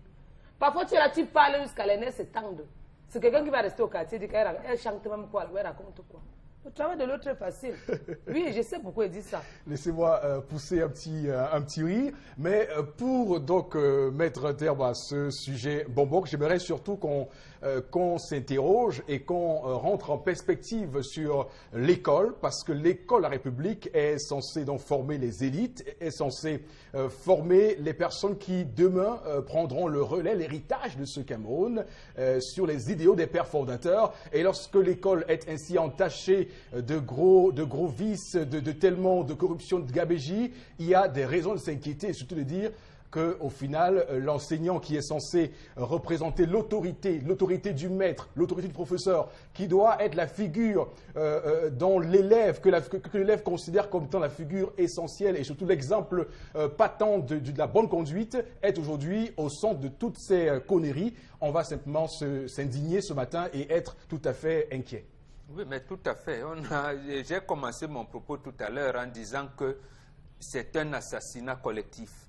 Et cet assassinat collectif, justement, tient du fait que nos gouvernements, ou alors notre gouvernement, qui parlait, notamment le président Biya lorsqu'il prête serment, il parle de la rigueur dans la gestion, de la moralisation de comportement. Ça commence par là. Et lui, après le coup d'État de 6 avril 1984, il tient un discours, je pense que c'était le 18 mai, le 19 mai, la même année, quand il disait aux Camerounais de ne pas célébrer la fête de l'unité le 20 mai. Il avait terminé son propos en se posant 3 questions. Pourquoi sommes-nous Camerounais? Qu'est-ce qui nous rend fiers de l'être? Quel Cameroun voulons-nous pour nos enfants? Voilà son interrogation. Aujourd'hui, moi, je lui retourne ces questions. Quel Cameroun voulons-nous pour nos enfants? Et alors, quels enfants? Il est par fer de lance de la nation. Et on est là, à un moment où les enseignants demandent de rétablir le salaire, parce que l'Assemblée nationale a parlé à un moment donné de l'excédent budgétaire. Ça veut dire que dans le budget, l'argent était resté au moins plusieurs fois. On n'a pas pu consommer le budget. on réclame, le syndicat du secteur public dit, rétablissez nos salaires jusqu'au niveau de 1994. On refuse. Oui. Donc, en fait, on est là dans, j'allais dire, une vaste hésitation. On forme les enfants dans l'hésitation. On ne sait pas pourquoi on les forme. Qu'est-ce qu'on met dans le contenu des enseignements? Et on ne prépare même pas un avenir pour eux. Parce qu'à côté de ce qui se passe à l'office du bac, il a laissé, je parle du régime actuel, quand les bars prolifèrent autour des établissements scolaires. Voilà la situation catastrophique dans laquelle se trouve et l'élève et l'apprenant d'aujourd'hui. L'école de la République est ainsi prise en otage par des comportements dont on peut justement se plaindre ce matin sur Equinox Télévision. C'est tout simplement déplorable. Donc on va, madame, monsieur, vous annoncer qu'on aura en deuxième partie de cette émission ce matin, nous parlerons de l'incendie qu'on a observé hier à l'Assemblée nationale, un autre fait gravissime et surtout qui vient interroger, qui nous permet de nous interroger sur comment fonctionne ce pays au quotidien. On reviendra également sur d'autres sujets évoqués. Alors, Begui, je vous ai vu me faire un petit signal tout à l'heure. Non? Tout à fait. D'accord. Donc, on va... Tout à fait. Donc, on va... C'est à moi qu'elle faisait. Ah, d'accord. On va donc tout à fait marquer une pause pour cette première partie de l'émission. Et ce sera une pause éminemment musicale ce matin. Bienvenue sur Equinox, le Zénith. Sur ce plateau du 10-12, le Zénith sur Equinox Télévision. Merci à vous, madame, messieurs, d'être avec nous ce matin encore. Soyez donc les bienvenus et surtout, merci infiniment pour tout et pour votre attention. La suite de cette émission avec justement des sujets qu'on va aborder au cœur de la revue des réseaux sociaux et c'est Megui Dombou qui s'y colle comme à l'accoutumée. Voilà, donc on a ce message de Serge qui nous dit « Les résultats du bac en France se donnent en même temps que les relevés de notes pour permettre aux candidats recalés de préparer les rattrapages, chose impossible chez nous. Donc Yannick Jackson Zodia depuis la page Facebook de l'émission. Au-delà du problème de l'ordre du jour, je vais attirer votre attention sur l'escroquerie qui règne dans nos établissements privés. Doit la troisième en allant vers le marché Dakar. Par rapport aux frais de dossier, on ajoute 5 000 francs. On y ajoute 5 000 francs. D'accord. Voilà. Si Charlemagne pouvait ressusciter et voir ce qui se passe dans ce Cameroun en termes d'école, signé Yohan depuis Bastos. Quand on laisse dans le domaine de l'éducation quelqu'un à l'office du baccalauréat depuis plus de 21 ans, on s'attend à quoi? À quel type d'innovation? On s'attend à quel type d'improvisation? Oui, on a voulu moderniser, numériser. Ça nous a aujourd'hui, si vous essayez de vous connecter pour avoir les résultats, ce sera facile pour vous d'avoir les résultats de 2010, d'avoir les résultats de 2011, d'avoir les résultats de 2000. Quand on sait que ceux-mêmes qui ont eu la CPE jusqu'à aujourd'hui ne parviennent pas à recevoir, à pouvoir entrer en possession de leur diplôme, est-ce que c'est facile? Vous parlez là de CPE, beaucoup qui nous écoutent peut-être n'ont pas connu ça, parce que désormais c'est le CEP. Non, parce que c'est CEP. important, hein, le recrutement Voilà. Oui, de l'armée qui se fait là, se fait d'abord au niveau, comme on vous dit, 18 ans. Et là, il y en a qui n'ont eu que la CPE. Hein. Et même les BPC, il y a des gens qui n'ont pas eu la BPC. Ils sont nombreux qui n'ont pas eu la BPC. Alors qu'à notre époque, époque, l'année qui suivait, quand on donne les résultats en juillet, l'année scolaire qui commence en mai-juin, vous avez votre diplôme. Vous avez votre diplôme. Et on vous donne, comme disait le téléspectateur, un relevé de notes si vous voulez présenter un concours. L'attestation même de réussite. L'attestation, voilà. Mais que voulez-vous? Il y a de l'inertie, il y a de l'inaction, il y a du sommeil au sommeillistan, qu'est le Cameroun, un pays où les gens dorment et sont donc placés dans l'éthargie, en hibernation, on va dire. Voilà, Laken Carole, depuis notre page Facebook 10-12 le Zénith. À propos de la colère de Charles Armel, j'ai vécu cette scène en 2011 alors que nous étions tous des bleus en terminale. On nous annonce qu'il y a eu erreur sur les résultats du probatoire. En allant retirer nos relevés, aucun de nous n'était sûr d'entrer en possession de ce document. Où va le Cameroun? C'est Carole depuis la ville. Voilà. Et bonne interrogation. Où va le Cameroun? Voilà, je voudrais aussi quand même mettre le doigt sur le siège à Yaoundé de l'Office du baccalauréat du Cameroun, qui est vraiment, quand on regarde l'accès à ce siège au niveau du carrefour Tropicana, quand on monte vers Van là-bas, vraiment, on n'imagine pas que ce bâtiment-là soit le siège d'une institution aussi prestigieuse qu'est l'OBC, l'Office du baccalauréat du Cameroun. Comme beaucoup de bâtiments administratifs. Voilà, qui va nous permettre également tout à l'heure d'évoquer le cas de l'Assemblée nationale. Marie-Marcel Maëlène Jockey, depuis notre page Facebook, cette fois à propos de l'histoire du jour, qui nous dit le mari n'a pas joué son rôle, il avait le devoir de mettre de l'ordre entre sa mère et son épouse. Il devait mettre chacune à sa place. Nous sommes sans ignorer que les belles-mères aiment s'ingérer dans la vie et le foyer de leur fils. Elle doit se comporter comme une mère qui acquiert une nouvelle fille et une sœur pour ses enfants. C'est Marie-Marcel. On a souvent les belles-mères hypocrites et les belles-mères gigolos. Les belles-mères gigolos. Voilà, mais lors de votre mariage, lorsque vous mettez de manière régulière cette chanson qui dit que je m'en fous des belles-mères, elle est là à côté. Vous qui pensez ose mettre même ça, cette Je chanson ne sais pas, mais on fait souvent le mariage pour l'honneur de la mariée. La preuve, c'est elle qui est bien habillée, bien de tout, mais on met je m'en fous des belles-mères. Elle s'entraîne là, c'est tout. La belle-mère est là, elle vous regarde. Moi, j'ai rarement entendu cette chanson jouer à un mariage. D'accord, moi j'en ai entendu et j'ai demandé à un mariage comme elle enlève, sinon je sortais. On n'a pas enlevé l'autorité traditionnelle, je suis sorti. Vous avez été intransigeant à ce point? Absolument, on ne doit pas mettre, il y a la censure. Je suis d'accord, Moi j'étais sorti. Je suis d'accord avec vous. Mais Guy, d'autres messages Bon, ou pas? voilà, on va juste arrêter parce qu'il y a voilà. le temps qui nous prend, qui nous tient à la gorge. On va rapidement donc rentrer dans la revue des réseaux sociaux de cette matinée. Voilà, donc beaucoup de sujets croustillants, beaucoup de sujets importants. On va commencer en premier par cette information, je vais la taxer d'alarmante, voilà, qui circule sur la toile. C'est beaucoup plus une vidéo. Donc, en Libye, des migrants vendus aux enchères comme esclaves contre des sommes allant de 500 à 700 dinars libyens, ce qui correspondrait à 435 €.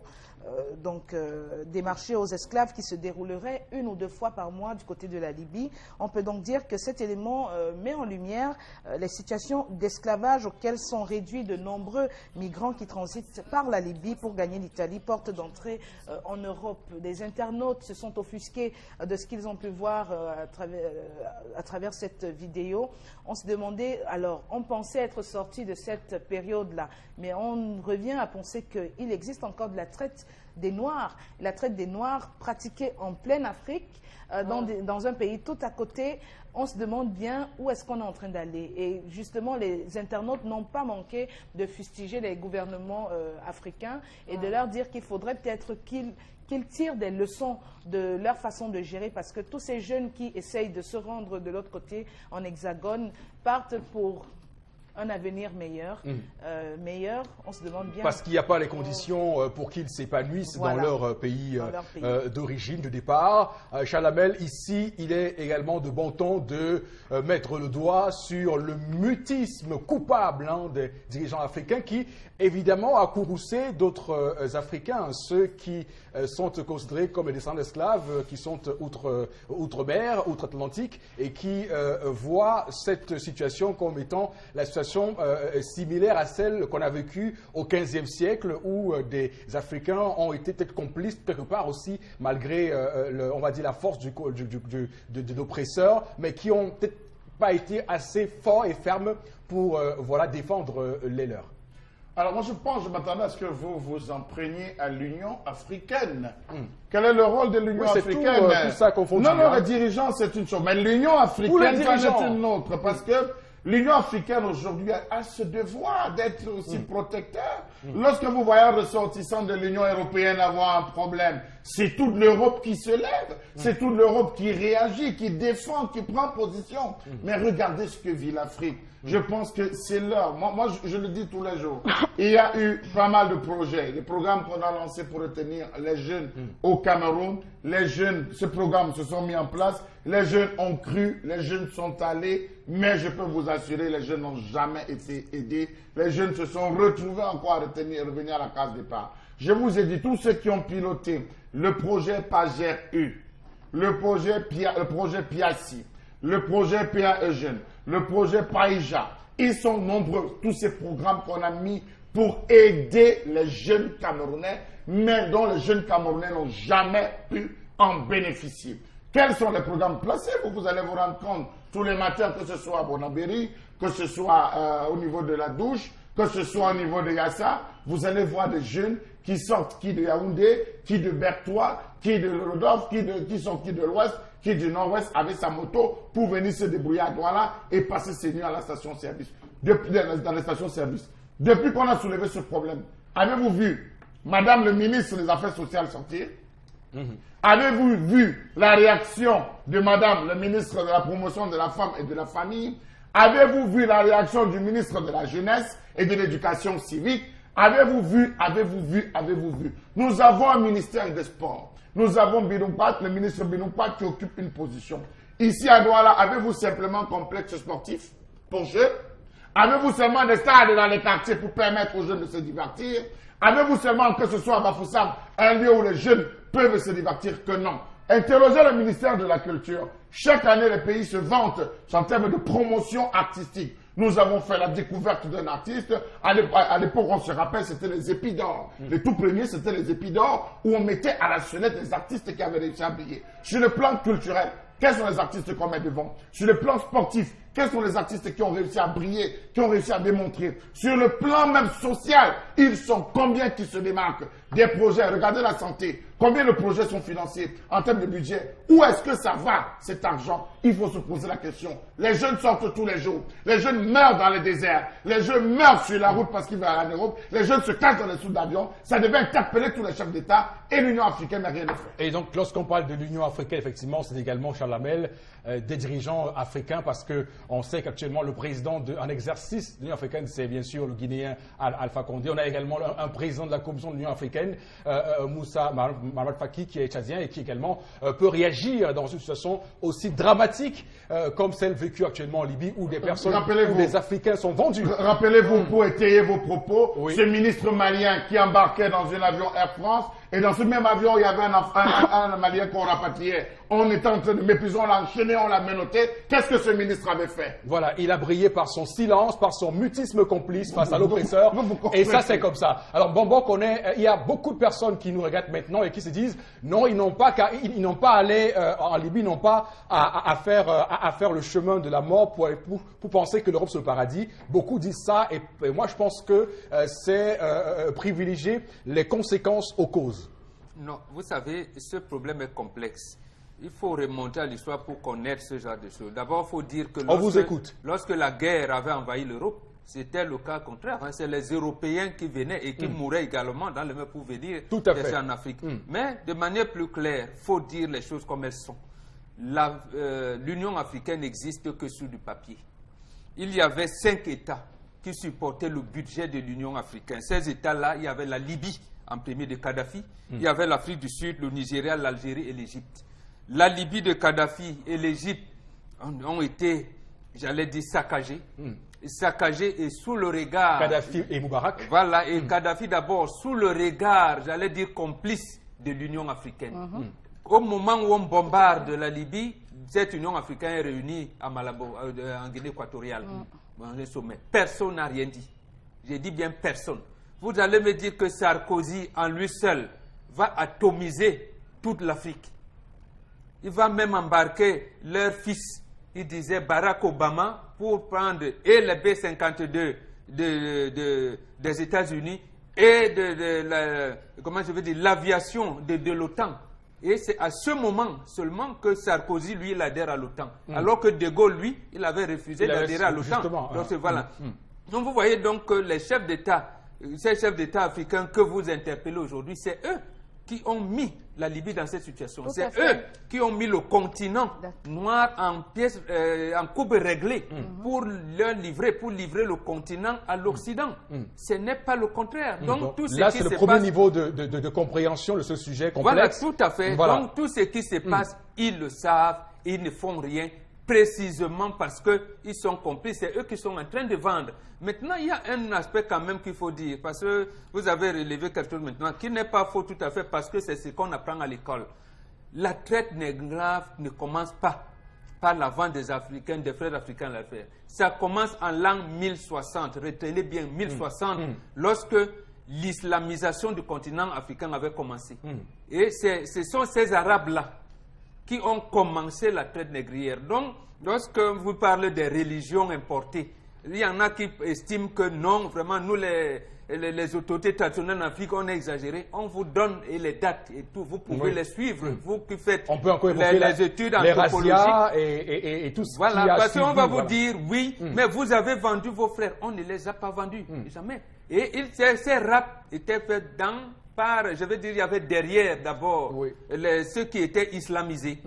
Et quand vous entendez parler aujourd'hui de Boko Haram, de la charia, de la ceci, c'est comme ça qu'ils avaient commencé. Donc, je l'ai évoqué ce cas précis pour effectivement mettre en lumière le comportement qu'on a aujourd'hui. C'est qu'effectivement, ce n'est pas vrai que les Africains aient vendu à l'époque, ont vendu à l'époque leurs frères, mais c'est que le comportement qu'on a actuellement, le silence des médias, le silence de tout le monde, fait croire que l'Africain, justement, à l'époque, avait eu le même comportement, et pourtant c'est faux. C'est pour ça que je dis donc c'est faux. Maintenant, nous avons les chefs d'État qui sont à la solde de l'Occident. Comment l'Union africaine peut réagir alors que la même Union africaine fonctionne avec le budget de l'Union européenne? C'est l'Union européenne qui finance l'Union africaine. Vous allez donc dire à votre maître que non, ce que vous faites là est mauvais. Punissez l'Italie qui est en complicité avec les passeurs en Libye pour faire ça. Non, ils sont en Libye. Parce que là-bas, ils vont vous dire non. Je vais prendre le cas. On construit le stade Paul Biya à Olembe. La société italienne qui avait gagné le marché avait une banque italienne, Pizzini, qui devait l'aider. Et cette banque avait des problèmes. On a attendu la restructuration de cette banque pour attribuer le marché de construction de stade. C'est la même chose qui se fait. C'est-à-dire quoi? Vos patrons, l'Union européenne qui vous finance, parce que on a même, je pense qu'Inos a annoncé ce matin que le Bordeaux, la mairie de Bordeaux veut donner 6 millions de francs pour les bornes fontaines, les addictions d'eau à Douala, qui a le Fouri, qui a la Libamba. Et surtout que tout cela fait suite à un jumelage Bordeaux-Douala. Qu'on nous vend comme étant la clé de voûte, la panacée. Et vous voulez donc que les autorités de la ville de Douala, par exemple, parlent fort quand le maire de Bordeaux va venir? Il ne peut pas. Donc, je donne ces images-là pour comprendre que il y a une relation. En fait, c'est une complicité, c'est un assassinat collectif, je pèse bien mes mots, de l'Union africaine qui veut en train d'assassiner et qui jette en pâture les citoyens africains, les enfants d'Afrique. C'est déplorable. Moi, j'en rappelle, là, vous m'avez parlé, il semble que c'est notre confrère Claudie Siard ou quelque chose comme ça, que eux, au moins, dont la voix porte, qu'ils portent ce message, qu'ils amènent ce message un peu loin, pour que, au moins, nos Africains de la diaspora qui sont en Occident s'élèvent contre les dirigeants. Et c'est la raison pour laquelle, ce matin, sur ce plateau, on se constitue en 5e colonne pour résister fortement et grandement, avec violence, face à cette oppression. Tendance, vraiment là, c'est compliqué. On a des Africains qui sont vendus. Les Libyens même se prennent même aux enchères, surtout. Vous vous prenez pour qui, chez Libyens? Vous voyez, quand il dit que le pays, c'est un pays qui accueille tout le monde, on m'insulte. Mon pays, c'est un pays d'accueil. Est-ce que les trucs comme ça peuvent se passer au Cameroun? Non. Pourquoi c'est toujours chez l'homme blanc que les Africains vont souffrir? Moi, je le comprends. Et il faut que les enfants qui sont dans les quartiers qui disent que non, ben avant tout, est-ce que je gère ça, je ne gère pas ça? Mes amours, vous voyez comment vos frères vivent là-bas en Libye? Donc, pardon. Dans votre pays, vous êtes bien. On sait que c'est dur en Afrique, mais au lieu d'aller mourir, souffrir comme ça, c'est mieux de rester chez vous. C'est mieux de rester dans son pays parce qu'on ne peut pas te rejeter dans ton pays. Ce qu'ils font là, aux Africains, ils pouvaient faire ça aux Libyens. Non. Vous voyez comment l'homme blanc a le mauvais cœur. L'homme blanc a le mauvais cœur. Et donc, parce que même quand l'homme noir te fait quelque chose de mal, il réfléchit, mais le blanc fait ça pas sans pitié. Voilà, Megui, on est là donc dans une situation quand même qui se présente comme une histoire qui se répète, du déjà vu clairement, des hommes forts, on sélectionne les plus forts, qui ont des prix, des coûts plus élevés, on fait des enchères $450, on monte souvent à $800, des êtres humains. C'est scandaleux. C'est scandaleux qu'on en soit là en ce moment. On est en 2017, ma foi. Après combien d'années la traite des Noirs a été abolie? Il y a tellement d'années. Et qu'on en soit là et que ce soit fait par des Africains. Et moi, je voudrais, parce que Mbamboka a largement développé, Charles Armel aussi, et Tendance, je voudrais revenir sur le cas de la Libye. Voilà un pays, aujourd'hui. Qu'est-ce qu'est devenu la Libye? On nous a dit il faut faire partie du dictateur Kadhafi. Cette notion du dictateur qu'on veut entretenir quand il s'agit de faire des méfaits en Afrique, voilà ce qu'est devenu la Libye. D'accord, Kadhafi avait des choses qu'on pouvait lui reprocher. Mais aujourd'hui, c'est quoi le résultat? C'est quoi le résultat? Là, les enfants n'avaient même pas souffert comme ça. C'est un non-pays. Je manque de mots. Parce que un pays prospère comme la Libye, en l'espace de 5 années, voilà ce qu'il est devenu. Le temps qu'un président français appelé Sarkozy soit venu tout détruire sur le continent africain avec la complicité de nos dirigeants. On entend que de grandes voix africaines disent que faire la traite des Noirs telle qu'on l'observe, c'est le moindre mal. Voilà. C'est que ça aurait été pire de les tuer, que c'est même mieux que ce soit fait comme ça. Voilà, que c'est mieux que ça aurait été grave, pire s'ils étaient morts dans les embarcations de fortune pour rejoindre les côtes de Lampedusa et autres points névralgiques sur le continent européen. Oui, Charles Armel.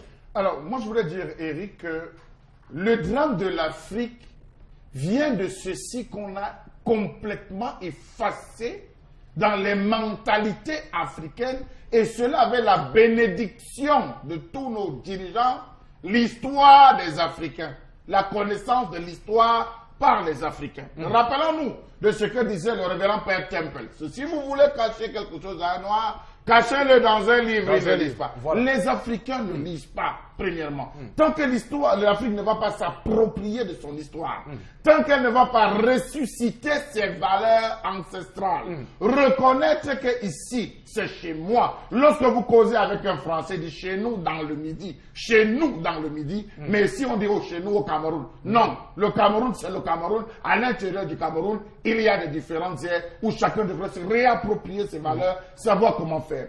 Tant qu'on va arrêter de décider des choses dans le noir, des confréries, des noirs, on va arrêter de décider des choses dans le noir, des confréries, et venir faire appliquer au grand jour, les choses ne changeront pas. Tant qu'on va prendre la peine de mettre au poste de responsabilité des dirigeants qui auront reçu l'initiation aux réalités occidentales pour venir commander des Africains, ça ne marchera pas. Ça ne marchera pas. C'est clair, c'est clair. Donc on est là dans une situation comme le dit France Fanon, on a des personnes à la peau noire, au masque blanc, et c'est clairement déplorable, et c'est ça qui nous met en colère ce matin, parce que ces Africains qui sont vendus ainsi ne montrent pas une image d'une Afrique qui souhaite se réconcilier avec son histoire. On va mettre donc une pause sur ce sujet. On peut revenir grâce au message. Le prochain sujet de buzz ce matin. Voilà, donc le prochain sujet, c'est cet incendie qui s'est produit à l'Assemblée nationale. On compte 4 étages complètement partis en fumée. De nombreux bureaux administratifs, dont la direction des affaires générales, le secrétariat général adjoint, le bureau des chefs de bureau, le bureau du groupe parlementaire du Social Democratic Front, a également été rasé par le feu. Le mobilier, les documents, le matériel informatique sont partis en fumée. L'hémicycle, situé au 3e niveau du bâtiment incendié, n'a heureusement pas été touché. Cet incendie survient, notons-le, donc alors que les plénières de la session budgétaire sont en cours. Cette session ouverte depuis le 14 novembre. Une panne du circuit électrique est mise en cause, mais les internautes se demande justement pourquoi cette récurrence d'incendies désormais observée, pourquoi toujours dans des services publics, dans des administrations, pourquoi qu'y a-t-il à cacher quand on sait quand même qu'il était question ici d'examiner le plan budgétaire. Voilà, donc on se pose des questions. La loi de finances 2018 qui devait être donc examinée, adoptée à l'Assemblée nationale, et surtout que si ma mémoire est bonne, on est à presque 3 incendies, non? Il y a le ministère des enseignements secondaires, il y a le ministère de la santé publique, le ministère des affaires publiques. Alors là, ça commence à vraiment inquiéter. Alors Bombok, sur quel bout devons-nous tenir cette actualité, ce sujet? Comment comprendre? De l'incompétence du renouveau qui nous gouverne depuis 35 ans. D'abord, rappelons-nous que le Conseil économique et social a dû déménager dessus d'un incendie. C'était en 2013, je pense. Oui, justement. 2013, voilà, qui occupait le 6e étage. L'incendie a eu lieu, ils sont maintenant quelque part au quartier dit Dragage. Donc, un autre incendie vient aujourd'hui. J'ai entendu certains spécialistes, certains techniciens dire que, en fait, l'Assemblée, je veux parler du bâtiment, l'hémicycle, aurait dû avoir des protections du genre où, lorsqu'un incendie est déclaré, soit le compteur d'électricité doivent être arrêtés, voilà, les disjoncteurs sautent, ainsi de comme ça, et peut-être qu'il y aurait encore, selon la dernière technologie, un dispositif qui pourrait permettre de déclarer les fumées. Lorsque les fumées arrivent, il y a des dispositifs qu'on doit mettre. Ça veut dire ça n'a pas été fait, ça fait partie de l'incurie. L'autre chose qui s'accompagne à cela, c'est que je pense que le président, je ne sais plus s'il est encore présent aujourd'hui, Yimga Moyo, qui était président de l'Ordre des architectes du Cameroun, avait quand même mis en place un dessin d'un bâtiment qui devrait abriter les services de l'Assemblée nationale. Oui. Et surtout que le financement a été octroyé par la Chine tout récemment. Voilà, donc il s'est quand même gardé de nous dire où se trouve, comment évoluent les travaux, mais peut-être que les travaux évoluent là-bas comme l'autoroute Douala-Yaoundé, c'est-à-dire que c'est au point mort. Voilà. Mais autre chose, c'est que lorsque Mienzok, Christophe, a lancé les travaux de réflexion du Palais des Congrès, beaucoup ont vite fait de penser au détournement de l'argent. Alors que moi, je pense que M. Mienzok, voyant la vétusté du bâtiment, voyant les risques que pouvait avoir de trucs, il a vite fait d'engager les travaux de réflexion du Palais des Congrès. Peut-être que je pense que ça pourrait nous éviter si le président de l'Assemblée nationale, davantage le secrétaire général de l'Assemblée nationale, parce que lui, il est permanent, il aurait pu engager les travaux dans ce sens. Mais je termine par là, ça me renvoie également à un pays ou alors à un régime qui veut effacer l'histoire. Je me rappelle encore la première interview donnée à la presse par Jean-Jacques Ekindi, lorsqu'il a élu député en 2007 dernièrement. Il a dit que c'est une maison qui n'a pas d'histoire. On ne sait pas si on peut retracer l'histoire de l'Assemblée au Cameroun, Arkham, ainsi de suite, ainsi de suite. Parce qu'on ne voyait que la photo du chef de l'État. On ne voyait même pas les photos des anciens présidents de l'Assemblée nationale. Donc, l'incendie qui est arrivé a-t-il réparé comme depuis, ça a été réparé. Je ne sais pas, mais l'incendie qui est arrivé a-t-il importé les archives? C'est là ma point d'interrogation. Si les archives de l'Assemblée sont partis en fumée et qu'on n'ait pas eu le temps de les numériser, là, alors j'ai dit, le Cameroun risque de rester sans mémoire. Le Cameroun est mal parti et surtout qu'on note aussi un manque d'anticipation dans la gestion des affaires publiques. C'est vraiment le B et A bas de la science administrative. C'est de pouvoir donc prévoir, parce que gouverner, c'est prévoir. Et Charles Hamel, on est donc là en plein pied, encore et toujours dans l'incurie, comme l'a défini Mbombo, mais également dans une situation où on sent que le pays est dirigé de façon, on va sans une vision claire et précise. Eric, dans toutes les villes du monde entier, se réunissent chaque année tous les spécialistes des questions sécuritaires.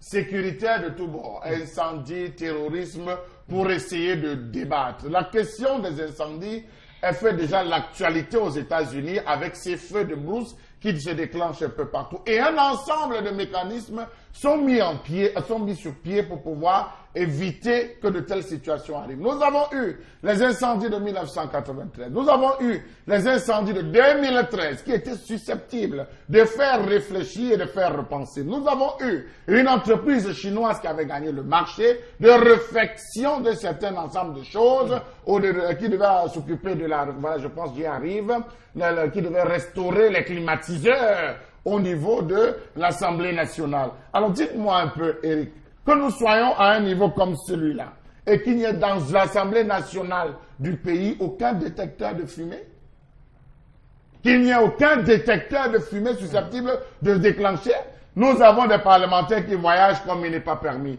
Nous avons un président de l'Assemblée nationale qui, malgré les attitudes qu'il a, bouge tellement. Dans tous les lieux où il n'a-t-il pas vu cela? Alors j'ai comme l'impression, et je peux vous le dire aujourd'hui, que ça va poser un problème des archives nationales. Où sont conservés l'ensemble de nos documents? Dans tous les spécialistes en sécurité vous disent que lorsqu'on arrive dans un domicile, la première chose, lorsqu'il vient faire l'inspection, c'est éloigner tout ce qui est susceptible d'encourager les flammes, d'encourager l'embrasement des flammes. Il faut limiter cela. On enlève tout ce qui est papier stocké quelque part, on les positionne dans une autre pièce, isolée, on enlève les histoires des rideaux. Il y a des types de rideaux qu'il faut mettre dans certains bureaux, il y a certains types de couleurs qu'il faut mettre. On commence à vous préparer dans les types de pièces que vous devez faire. Voilà. Si à l'Assemblée nationale, qui est une institution de ce pays, et à laquelle on veut débouger chaque session, cette session va coûter combien?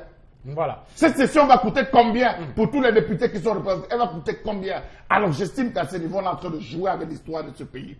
Rappelez-vous quand le ministère des enseignements secondaires a brûlé. Lorsque le ministère des enseignements secondaires a brûlé, la première chose qui est partie en fumée, c'était les papiers qui étaient entassés le long des couloirs. Et dans tous les ministères où vous passez, vous allez voir des blocs de papier entassés, des armoires le long des couloirs. Est-ce ainsi qu'on devrait fonctionner dans une administration? Ouais, dans un pays sérieux quand même, on doit pouvoir vraiment mettre l'accent sur l'archivage, c'est très très important, et surtout numériser, parce que c'est aussi important de numériser. Alors nous sommes partis, permettez-moi, parce que ça ce sujet m'énerve, nous sommes partis depuis 1957 de l'Assemblée territoriale du Cameroun, l'Assemblée législative, l'Assemblée nationale en 1960. Toute cette histoire qui a été connectée, qui était sur plan manuscrit, est-ce que ça a été informatisé? Est-ce que c'est un processus d'informatisation? Alors qu'est-ce qu'on essaie de vouloir dire? Qu'aujourd'hui on va devoir réécrire l'histoire du Cameroun qui devra commencer avec les présents? Et justement, parlons justement de l'ARCAM et d'ALCAM en disant que le siège donc, de ces institutions, qui est aujourd'hui occupé par le Centre linguistique pilote à Yaoundé, juste en face du ministère des Finances, je pense qu'il faut aussi faire un travail pour conserver ce patrimoine. Parce que quand vous entrez là-bas, c'est chargé d'histoire, vous imaginez. Alors, tendance, on est dans une histoire où, je suis dépassée. Où le feu commence à prendre tout au Cameroun. On dit souvent parti des flammes, le parti de ton père, le parti des flammes et le Cameroun est carrément en flammes sur tous ces ministères et sur l'Assemblée nationale actuellement. On n'a même pas encore fini avec les marchés, mais il y a eu mort d'homme. Non. Je sais pas. Heureusement. Seigneur, tu as le dernier papa. Comme il n'y a pas eu mort d'homme, bref, je peux même dire que ce n'est que le matériel. Mais nos archives, quand même, c'est compliqué. Ça fait très mal, mais comme personne n'est mort, je sais pas. Merci Seigneur, remets-toi entre tes mains. Si j'entendais qu'il y a eu mort d'homme, c'est où je devais me crouler parce que le marché Congo, le marché central, tous nos marchés c'est brûlé au Cameroun. Maintenant, le nom de l'endroit là, c'est encore quoi, Megui? L'Assemblée nationale du Cameroun. C'est le bâtiment de l'Assemblée, non? Voilà, ok. Papa? Angoïkele. Je n'ai pas dormi toute la nuit. J'ai dit que mes esprits se baladent seulement en bonbon. Je voyais ça comme dans un film. Je n'ai pas pu fermer les yeux. Si vous voyez là depuis, je somnole, je dors. Qu'est-ce que mon pays devient? Point d'interrogation. Voilà. C'est quel démon qui se passe dans mon pays avant qu'on ne me montre même pas dans les rêves? Voilà. Si vous pouvez me dormir comme ça, on m'indique dans les rêves pour que j'explique aux citoyens. Mais quand même, c'est bien parce que quand je regarde les images, là, j'ai l'impression que la salle des pas perdus, une belle salle, elle risque n'a pas été touchée par les flammes. La salle des débats n'a pas été touchée. Voilà, oui, mais cependant, les députés ont dit que même si ce n'était pas le cas, il serait pratiquement impossible de continuer la session. C'est clair, parce que sûrement. Il y a des menaces d'écroulement de ce... Oui, même sûrement que le système... Je pense qu'ils doivent continuer au palais des congrès, simplement, ils doivent réquisitionner au palais des congrès pour continuer cette session de novembre pour justement examiner la loi de finances 2018. Megui, l'autre sujet brûlant de cette matinée. Voilà donc le dernier sujet, vous pouvez vous imaginer de quoi on parlera. Voilà, de ce coup de théâtre observé hier à propos des admissibilités à l'école nationale, à l'école nationale d'administration du Cameroun et de magistrature du Cameroun. Donc moins de 2 heures seulement après les publications des admissibilités des différents concours à l'ENAM, session 2017, le ministre de la fonction publique publique et de la réforme administrative a publié à son tour un communiqué pour annoncer sa décision d'annuler les dits résultats. Le ministre explique sa décision par le non-respect des procédures de la part du directeur général de l'ENAM. Cette réaction du chef du département tutelle de l'ENAM est la preuve que les deux responsables ne se sont pas mis d'accord après un échange par correspondance manuscrite porté sur la place publique en début de semaine par la fuite d'une correspondance de rappel à l'ordre du ministre adressée au directeur général de l'ENAM. Voilà, donc... On se demande donc, est-ce que, jusqu'où vont les pouvoirs du directeur général de l'ENAM, où commencent ceux du ministre de la fonction publique? On ne comprend pas ce qui peut bien se passer, ce qui peut amener justement à autant de contradictions. Voilà, et surtout qu'on va également ne pas s'appesantir sur le fait que sur les résultats publiés hier par le directeur général de l'ENAM, il y avait dans le nom des deux enfants Brenda à papa. Donc, et voilà. Junior Bia, Voilà. Donc, qui sont admissibles. Qui sont admissibles, mais comme c'est annulé, on va voir si leur nom persiste dans cette liste. Mais Bombok, on va dire qu'il y a des textes quand même qui régissent l'organisation des concours administratifs au Cameroun, également qu'organise l'ENAM, qui est une école prestigieuse du Cameroun qui forme les élites au Cameroun. Et lorsqu'on voit ce spectacle-là, surtout lorsqu'on se base sur la devise de l'ENAM qui est donc probité, humilité, excellence, on se dit qu'il y a quelque chose qui ne va pas. Il y a un courant qui a mal pris. Oui, il y a un courant qui a mal pris et je pense ici que le directeur de l'ENAM a outrepassé sa mission. Et pour qu'on se rappelle bien, en 2005, je pense, le ministre de la fonction publique de l'époque, Benjamin Amama, avait fait la même chose au Benoît Donsoumbret qui était là. Et je pense que c'était Inoni Ephraim qui était Premier ministre. Il a arbitré, j'allais dire, en faveur du ministère de la fonction publique, en précisant, en ressignant, ou alors en reprécisant un autre décret. Certaines précisions, je pense que c'était le décret 2005, où à son article 18, il donnait des précisions selon lesquelles le directeur général de l'ENAM est chargé de l'organisation matérielle du concours d'entrée dans l'ENAM dans le strict respect des textes en vigueur. Or, les textes en vigueur, c'est le décret 2000/696 du Premier ministre qui donne certaines orientations, notamment si pour aller vite, on peut parler de l'article 23 qui dit que l'organisation générale des concours administratifs relève du ministère en charge de la fonction publique.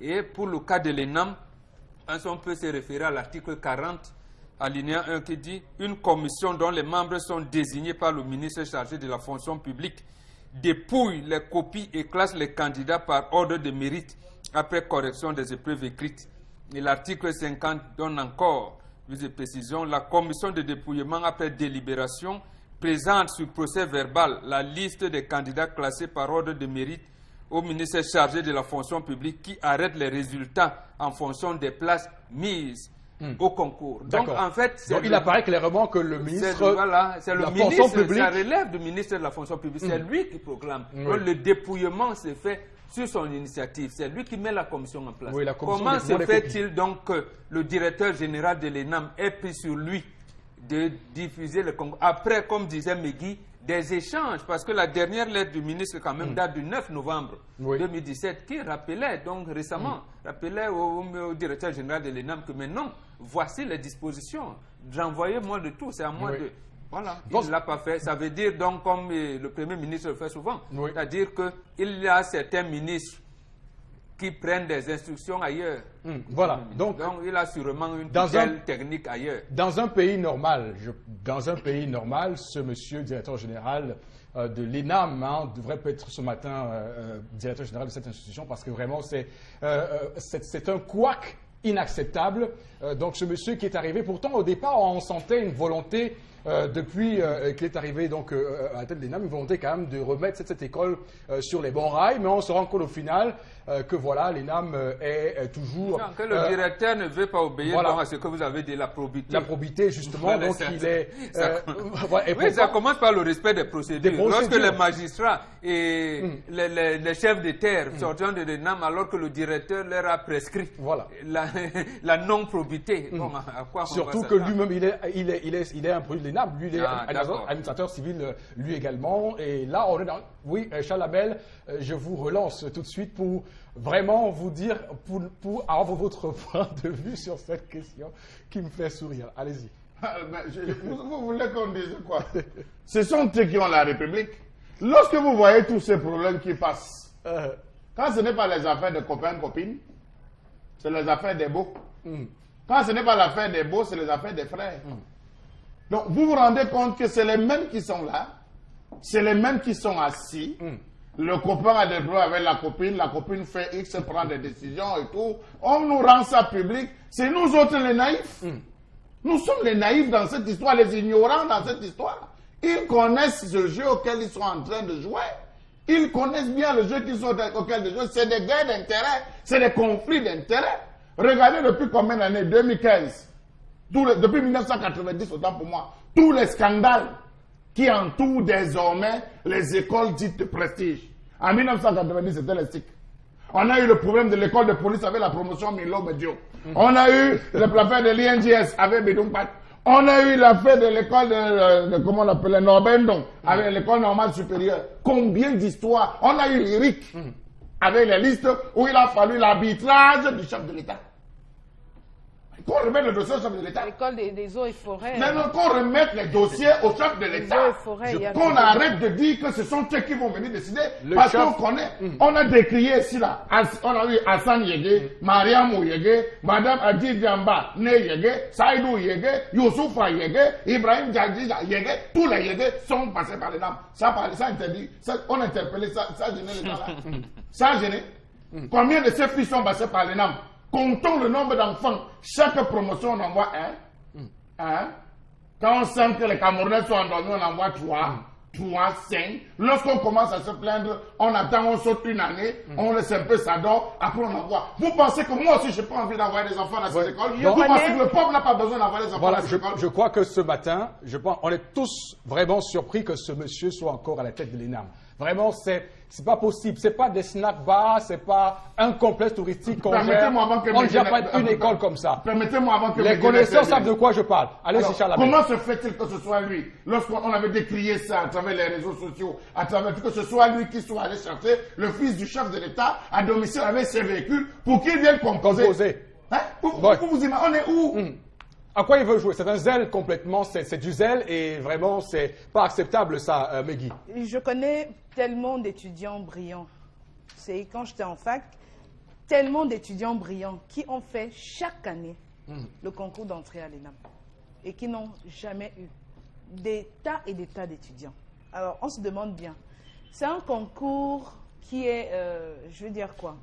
Il faut être quoi? Un génie, un surdoué pour pouvoir y accéder. Il faut obéir à l'équilibre régional des patrons, comme disait Charles Lamel. Mais on se demande, et c'est ça, si vous remarquez bien, les gens sont fatigués même de faire ces concours publics-là. Les gens sont fatigués parce qu'on a l'impression qu'à l'avance, les dés sont jetés. À l'avance, les dés sont jetés. Il y a des enfants qui, je dis, chaque année, qui sont allés à Yaoundé pour composer. Ils ne sont même pas admissibles. Ils ne sont même pas admissibles. Et quand vous voyez leurs résultats pendant leurs années scolaires, c'est extrêmement bon. Alors, on se demande quand même, c'est un scandale qu'on décrit toutes les années, et ce, depuis longtemps. Mais rien n'est fait. On a l'impression qu'il y a des gens, comme des ministres, qui ont des places assurées pour des membres de leur famille, du côté de l'ENAM. C'est-à-dire, on pleure pratiquement. Les gens vont se demander, mais vous parlez tous les jours, est-ce que les choses changent? On garde la foi. Ouais, on parle comme ça. Il y a surtout les personnes qui sont en Banjok actuellement, d'où est originaire donc le directeur général de l'ENAM et qui justement subissent également ça via des litiges fonciers là-bas avec le maire de Banjok qui est le frère aîné du DG de l'ENAM. Donc vraiment c'est compliqué et ce matin on ne comprend pas pourquoi on arrive à vivre tout cela dans ce pays tendance. Mais c'est énervant, vraiment. Si c'est vraiment ce que vous faites, laissez le réseau là, laissez le fouma-fouma. Vous laissez la chance à tout le monde. Comment? Laissez la chance à tout le monde. On va même vous dire que pour passer, il faut de l'argent. Il faut de l'argent, mais il y a même des gens qui peuvent même donner de l'argent, mais même si ils ne vont même pas passer. C'est vraiment votre réseau là, papa. Voilà. Pardon. Vous ne toquez pas la bonne Laissez-moi sur les réseaux là, parce que ça ne va pas nous aider. Donnez la chance même aux enfants de pauvres, même aux enfants de fous. Pourquoi pas? Et voilà qui accrédite donc cette croyance que certaines personnes ont de l'ENAM. C'est une école où pour entrer, il faut être fils d'eux, avoir quelqu'un devant. Et quand on voit les noms qui sont dans la liste, dit on voit les Sadi encore, on voit alors qu'on se rappelle du scandale de l'autre Sadi qui est actuellement donc sous-préfet de Kribi 2. Et quand on pense aussi au nom comme Kavaye, il y a également un nom de... Oui, justement. Par exemple. Donc ils sont là et voilà, on continue à vivre sur du clientélisme. On n'en peut plus, on ne veut plus ça. Donc arrêtez de nous foutre donc comme des gens qui ne comprennent rien. Donc le pays est en crise, crise morale, crise de probité, crise d'humilité, crise d'excellence, comme vous parlez à l'École nationale d'administration et de magistrature. Voilà, merci donc Miki pour tous ces sujets. On a vraiment pris du plaisir à les décrypter. On va prendre une petite respiration pour écouter ce que Interpellation nous réserve ce matin.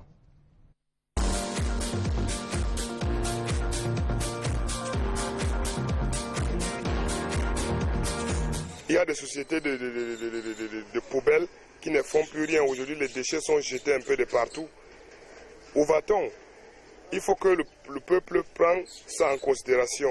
Ça veut dire ne plus jeter les ordures un peu de partout, qu'on cherche à rassembler les ordures sur place. Et à partir de là, je pense que la mentalité va commencer à changer. Parce que la saleté en question impacte le mental. Ça fait à ce que les hommes ne prennent pas leur attitude positive au sérieux. Voilà pourquoi donc nous menons une vie vraiment décadencée. Il n'y a pas de philosophie, rien n'est mis en place. Donc le pays souffre. C'est une alarme que je lance à toute la jeunesse de prendre leur vie en main. Parce que vraiment, s'il faut compter sur autre chose ou sur l'État, ça ne va jamais donner.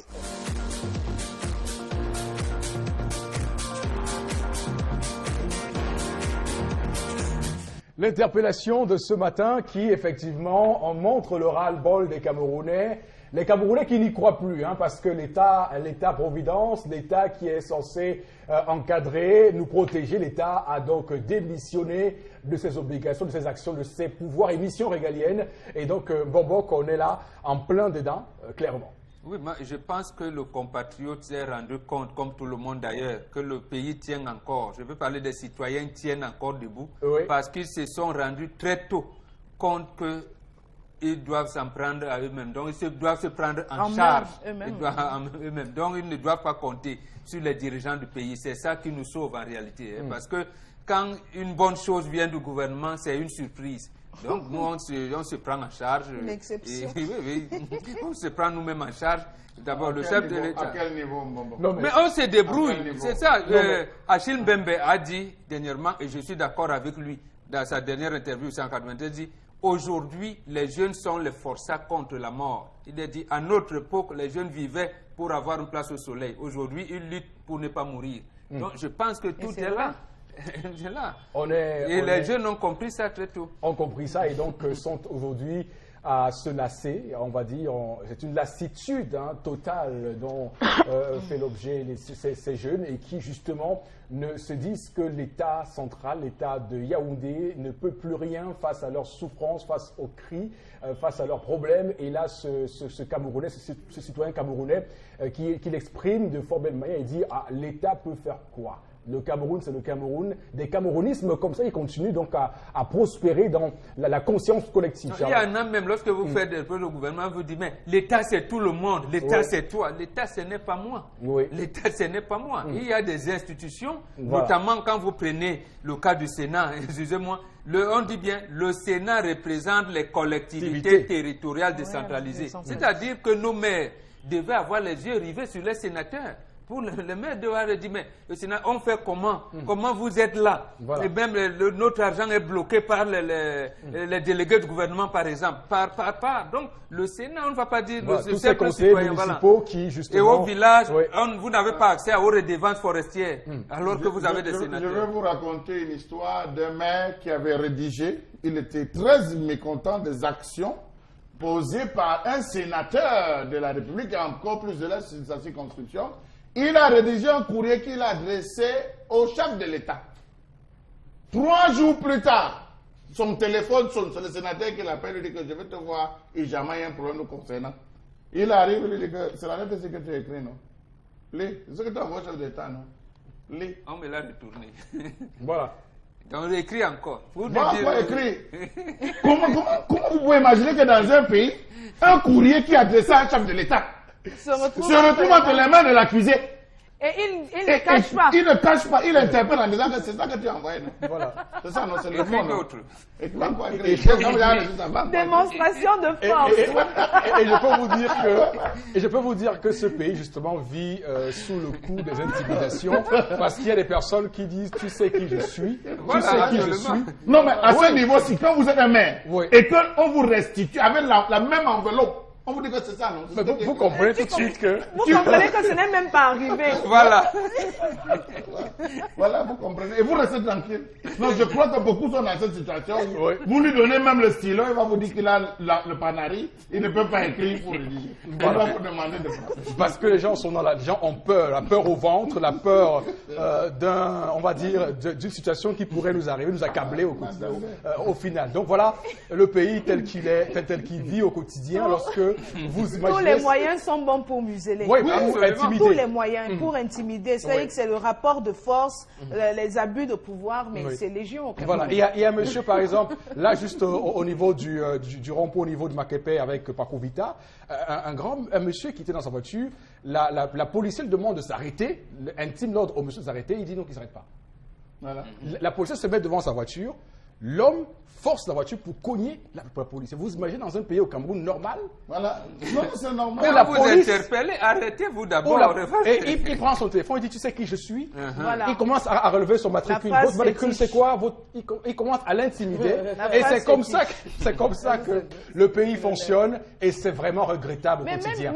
Vous parlez des policiers. Aujourd'hui, il y a des gens qui, dès qu'ils sont interpellés, ils vont demander, c'est eux qui demandent aux policiers, alors donnez-moi vos références, dites-moi dans quel commissariat vous travaillez, je veux votre numéro matricule. Le policier prend peur. Oui. Parce qu'il ne sait pas finalement à qui, peut-être que c'est un gros poisson.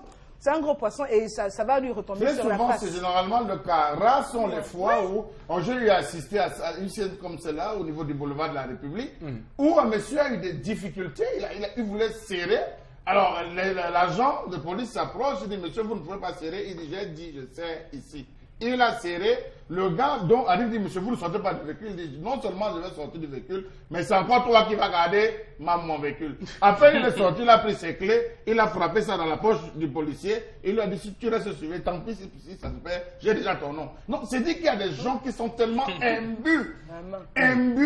N'allez pas voir les patrons, parce que ce sont les patrons, mais ils sont tellement imbus de leur personnalité que vous vous demandez, mais à la fin, on est dans une république. Le jeune ne peut pas s'exprimer. Vous allez au ministère, vous avez déposé un dossier, vous allez au ministère rencontrer, vous faites tout pour rencontrer, vous nous dites, voici, j'ai déposé un dossier, on vous dit, monsieur, ça sert à quoi? Vous avez déposé, vous ne savez pas qu'on a... Et ça se vit à tous les niveaux de la société désormais. Voilà, et c'est ça le régime... Tu as un problème avec quelqu'un au quartier, il dit que je vais venir voir que ton patron, c'est mon ami. Et alors? Le patron, c'est aussi un homme. On a le droit de se défendre. Moi, même si j'ai un problème, quelqu'un dit que je viens voir ton patron, je vais dire viens.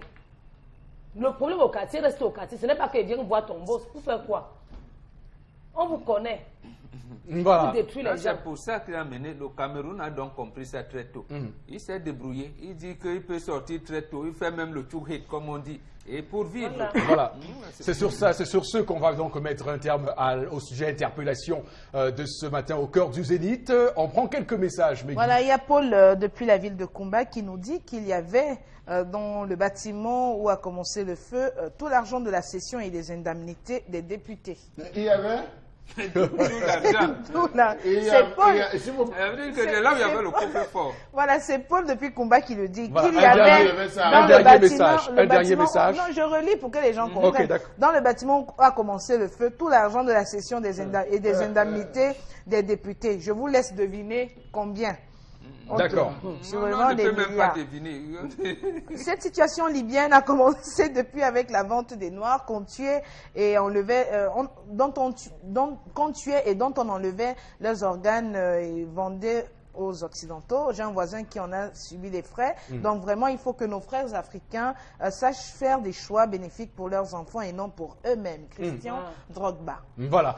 Merci Megui pour ces messages. On va donc dire merci à tous ceux qui ont pris le temps de nous regarder ce matin. Le temps évidemment de nous accompagner dans notre indignation parce que on ne peut pas rester sans réaction face à l'oppresseur, face à ces personnes qui nous donnent tous les jours l'occasion, des occasions d'ailleurs, de nous mettre en colère. En tout cas, passez une très belle journée sur Equinox Télévision. À bientôt pour une nouvelle édition de votre émission 10-12 le Zénith.